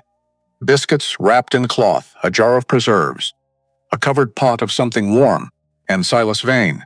Of course, he was near the back, arms folded. He had the look of a man who had come to assess damage and had found the damage was not as useful as he'd hoped. The look of someone recalculating. Colt came out of the barn. He'd been there since before dawn, checking on Ghost, repairing what he could of the fence from the inside, letting the horse settle in the way that animals settle after a night that cost them something. Gradually, with frequent checking of whether the world had gone back to being what it had been before. He saw the crowd. He saw the fence crew. He saw Silas. He came to the fence and he said, I need to tell you all something. Not loud. But people always hear the voice that sounds like it means what it says. He told them about Ghost, not the dramatic version. Not the story with the arc and the climax and the villains clearly labeled, the plain version. The horse had been owned by Silas Vane, had been broken down deliberately over 2 years, had been sold to Reed Hadley as a problem, because Silas had wanted rid of it. Reed had not known. Colt had not known. He told them about the corral, about the night someone had used burning cloth to panic Ghost, about cord and the silver-studded boots. about the specific, patient, deliberate effort to make sure Colt filled before he could manage what he'd inherited, about the water source, about what the creek meant, about what the land was worth, and who had wanted it, and how long the wanting had been underway, and how much of it had been planned. He said it all plainly, without drama, without accusation he couldn't back up, just facts, delivered in the sequence they'd happened, with the names attached. The crowd was quiet when he finished, the particular quiet of people processing something they hadn't expected. Not silence. There were sounds, the wind, the creak of the repaired fence, someone shifting their weight, but the voices had stopped. The murmuring had stopped. Then a voice from near the fence, "Miss Hale. Is that true?" And Mag, who had come to stand 2 steps behind Colt, who had not asked permission and did not need it, said, "Yes, 1 word. 16 years of standing in this town. 16 years of being looked past and looked through and looked at only when someone needed her to be an example of something. 16 years of being poor thing and never married and still teaching. And 1 word that carried all of those years in it, compact and plain and completely without apology. Yes, another voice, and the burning cloth. The corral. Did someone see that? And then Owen Baird, 9 years old. Standing at the edge of the crowd with his mother's hand on his shoulder, not holding him back. Just there. Present, her hand on his shoulder in the way that says, "I know what you're going to do, and I'm not stopping you. And I'm right here." His cap was in his hands, both hands clutching it. His face was composed with the specific, effortful seriousness of a child who has been carrying something heavy and has decided that today, after thinking about it, and asking Miss Hale what to do, and lying awake and deciding, is the day to set it down. He stepped forward 1 step, into the space between the crowd and the fence, into the space where the adults were, where the decision was, where the weight was. He told what he saw. His voice was not loud. It was a child's voice, carrying the particular quality of a child speaking about something real. People leaned in, not because they couldn't hear him, but because there is something about a child telling the truth, simply, without performance, without understanding yet how rare that is, that makes you want to lean toward it. Said, "Histe, cord, the silver studs on the heels, the cloth, the lamp." What he'd heard, and what he'd seen from the window of his room in the house that backed up to the Hadley Corral, the night he couldn't sleep and looked out and saw what he saw and didn't know what to do with it, until Miss Hale told him it was all right to say. He was 9 years old, and he stood there in the cold with his cap in his hands and said it in front of everyone. When he finished, nobody spoke for a moment. Then someone said Silas Vane's name, not at Colt, not as a question addressed to anyone. Just said it, into the air. In the way you say a name when you're looking at the person it belongs to, and you want them to know you're looking. Silas opened his mouth, closed it. The crowd looked at him. Not angry, not in the way that mobs get angry, not hot and demanding. Just looking, with the particular quality of people who have been waiting without knowing they were waiting for something to be said plainly. And now that it's been said plainly, are simply registering the fact of it. He tried once, and hid once, opened his mouth, looked at the faces around him, and understood something about faces and what they were saying. Some arguments you can't win, not because the evidence is against you, but because the room has already decided. And rooms, once decided, don't reopen.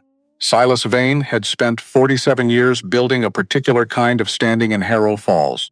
Not beloved, he had never been that, but respected. The kind of respect that comes from money and consistency, and never being caught doing the thing everyone suspected you capable of doing. The kind of respect that is really just the absence of evidence to the contrary. He had been caught not in a courtroom, not by the sheriff, who was not here and had not been called, by a 9-year-old boy who had decided that the truth was worth saying, even to a room full of adults, even about a person who was important and who people respected. He left the crowd without speaking. Nobody stopped him. Nobody had to, because there is a kind of judgment that doesn't require a gavel. That lives in the air between people, in the way they stand, in the way they look. That settles into the ground of a place and becomes part of it. Becomes the kind of thing people remember when they think about that December and that ranch and what happened there. He was gone before noon. Cord left with him. 2 men moving away from Harrow Falls, taking with them the particular silence of people who have run out of options. The fence crew stayed. They fixed the corral. They worked quietly and efficiently, and when they were done, the fence was better than it had been before the storm. And Colt didn't ask them to do it, and they didn't ask to be paid. That was the other kind of town. The one underneath the gossip. The one that showed up sometimes. When it mattered, Owen Baird left with his mother. He was 9 years old, and he had said what he needed to say, and now he wanted biscuits and to go home, which was reasonable. Mag watched him go. She would think about that for a long time. About what it meant that a 9-year-old had stood up in front of everyone and said the true thing, because someone had spent 16 years teaching children that the true thing was worth saying. About whether any of it takes. About whether they carry it with them when they leave the room, she thought. This one carried it out the door and into the December morning and said it in front of the whole town. That took. That more than took. Drewis came to the ranch that afternoon, his coat on, as always. He stood in the yard, and Colt came out to meet him, and they looked at each other in the December light. The flat, exhausted light of a Wyoming afternoon in December, when the sun is already thinking about leaving, and the cold is already moving in to fill the space. I heard, Drew said. Most of the town heard. Vain. A pause. He came to me before your uncle died. Did you know that? Colt went still. 2 months before Reed passed. Vane told me the land would likely become available. Suggested I position myself early. A pause. Something in Drew's expression. Not guilt exactly, but its cousin. The look of a man who has realized he was used as a tool and doesn't care for the feeling. I didn't ask how he knew. He knew because he was watching for it, Colt said. Yes, I understand that now. He paused. I owe you an apology for the marriage condition. It was a business calculation. I understand now that it was also using a person as a condition in a transaction they hadn't agreed to. That was not well considered. No, Colt said. It wasn't. I'm saying so. I heard you. Drews looked at him steadily then. She is formidable. Your wife? Yes, Colt said. She is. Drews held out his hand. Colt shook it. Not warmly, not coldly. The handshake of 2 people who have arrived at a workable arrangement, who understand what it is and what it isn't, who are prepared to proceed on those terms. Monday, Drews said. Documents. Price's office. Monday. Colt agreed. Drews left. Colt stood in the yard for a moment after he'd gone, looking at the land. The corral fence newly repaired. The barn with its lamp on. The house behind him where a fire was going. 412 acres. A creek that ran year-round. A debt that was no longer due in March. His uncle's land. His now. It felt, for the first time, like his. Not like an inheritance. Not like a problem left to him by a dead man. Not like a thing he was managing, because he had no choice. Like something he had worked for. Something he had decided to stay for. At some point between the first morning at the corral fence and now, without quite deciding it consciously. The way the best decisions sometimes happen. And the land was Colt's, just like that. As simple and as complicated as everything real. That evening, the fire going, the storm's aftermath settling into ordinary cold. Mag was at the table with papers. Student work, end-of-term assessments. The quiet ongoing labor, the quiet ongoing labor of someone who does not stop doing her work because other things are also happening, who has never needed the world to pause and acknowledge what she's doing before she continues doing it. Colt sat across from her, not talking, not performing comfortable silence, just in it, the particular quality of being in a room with someone without needing to manage the being in a room with someone. The ease that takes time to build and cannot be rushed and is, once built, one of the more underrated things 2 people can have. He had not known he was missing this. He had not known there was this to miss. Ghost was in the barn, calm. Colt had checked 3 times and would not have admitted to a 3rd time under any circumstances. He'll be fine, Mag said without looking up from the papers. I know. You checked 3 times. Twice, 3. She looked up, the corner of her mouth. That small movement, that was not quite a smile but was the thing that came before a smile. The thing that was in some ways better than a smile because it was less decided, more honest.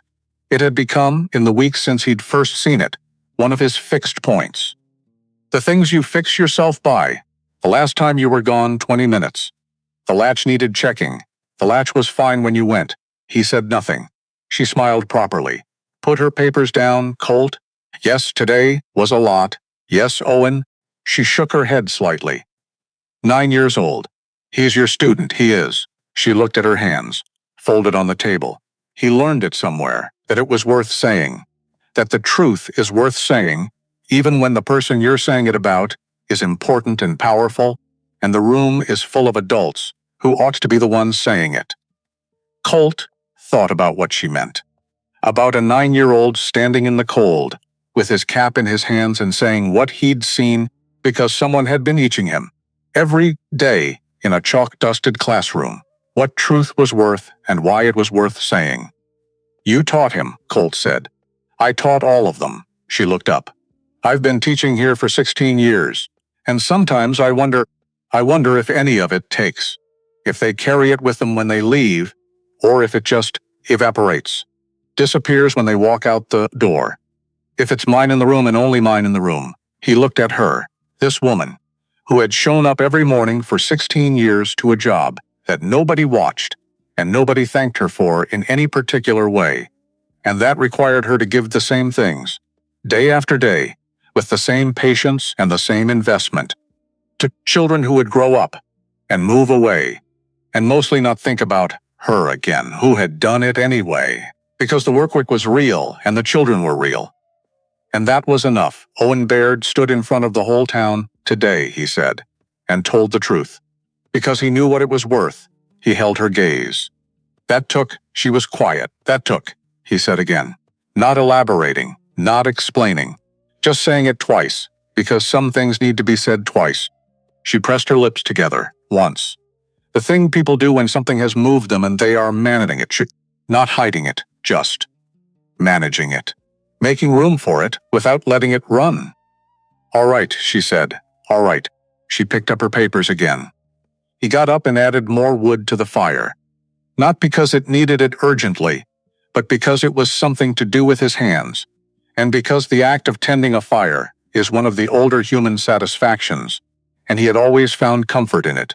He stood at the window for a moment, the corral fence repaired, the barn with its lamp lit, the land beyond it, his land, Reed's land, the land with the creek that ran year-round, and the grass that came back every summer, and the particular quality of being a place worth staying for, 412 acres, and a school 3 blocks away where a woman had been showing up every day for 16 years, and a horse that had learned, against every reason it had to resist, to trust, and a 9-year-old who had stood in the cold and said what he'd seen.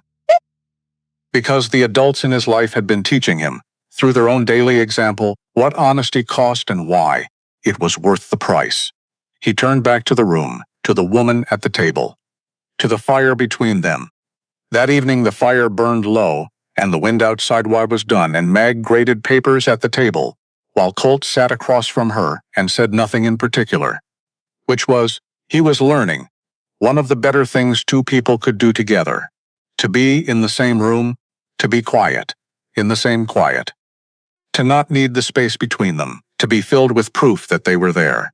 In the morning, they went to the corral, 5 o'clock.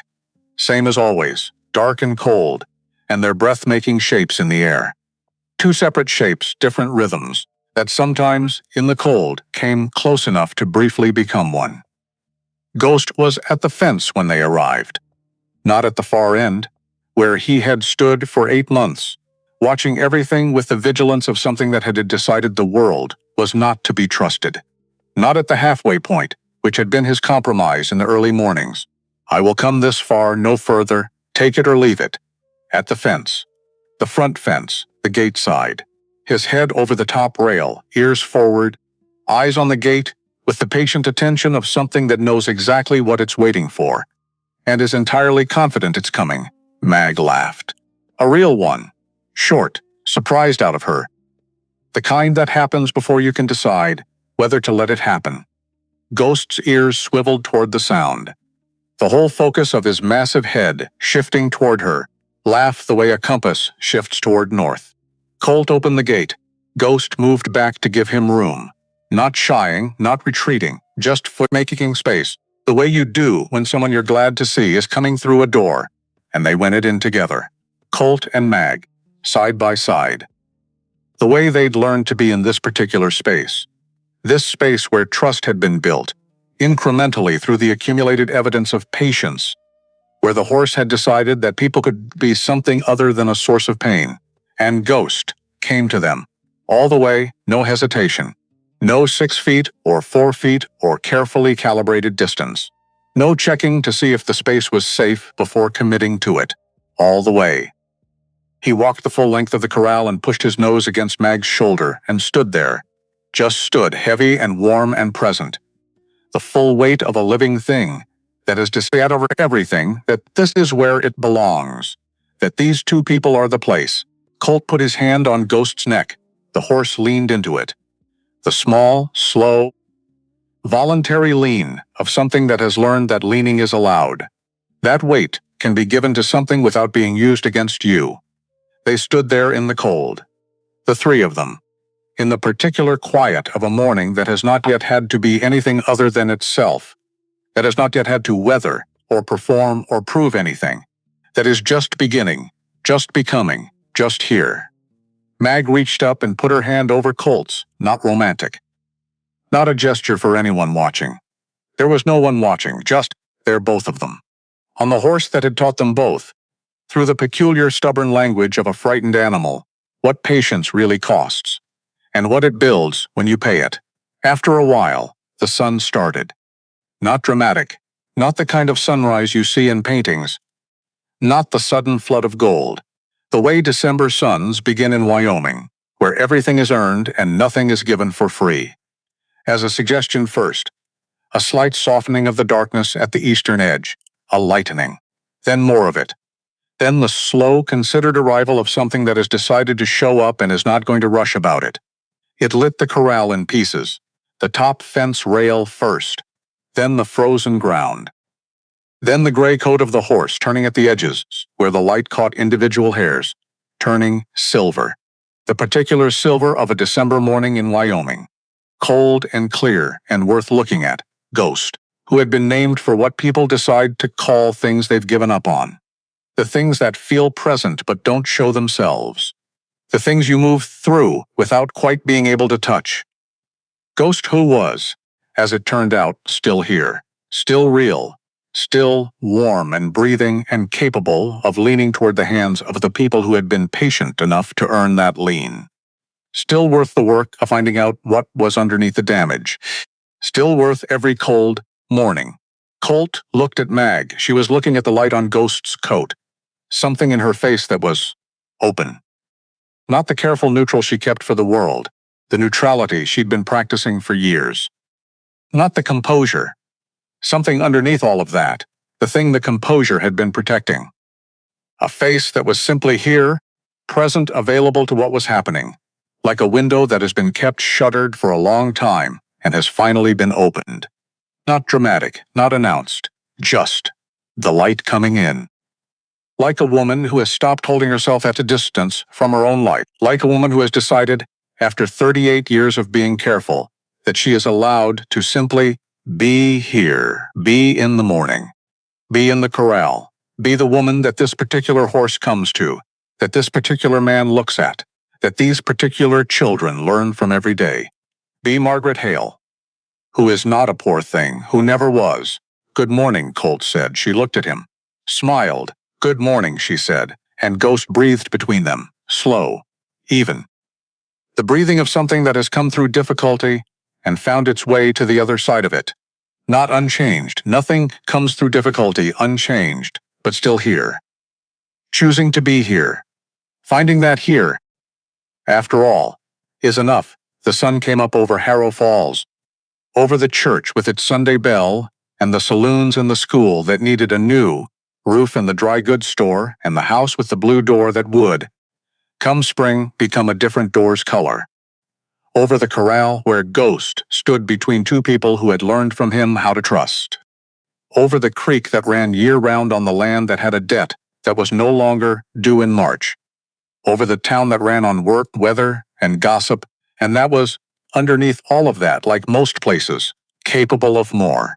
And the day began.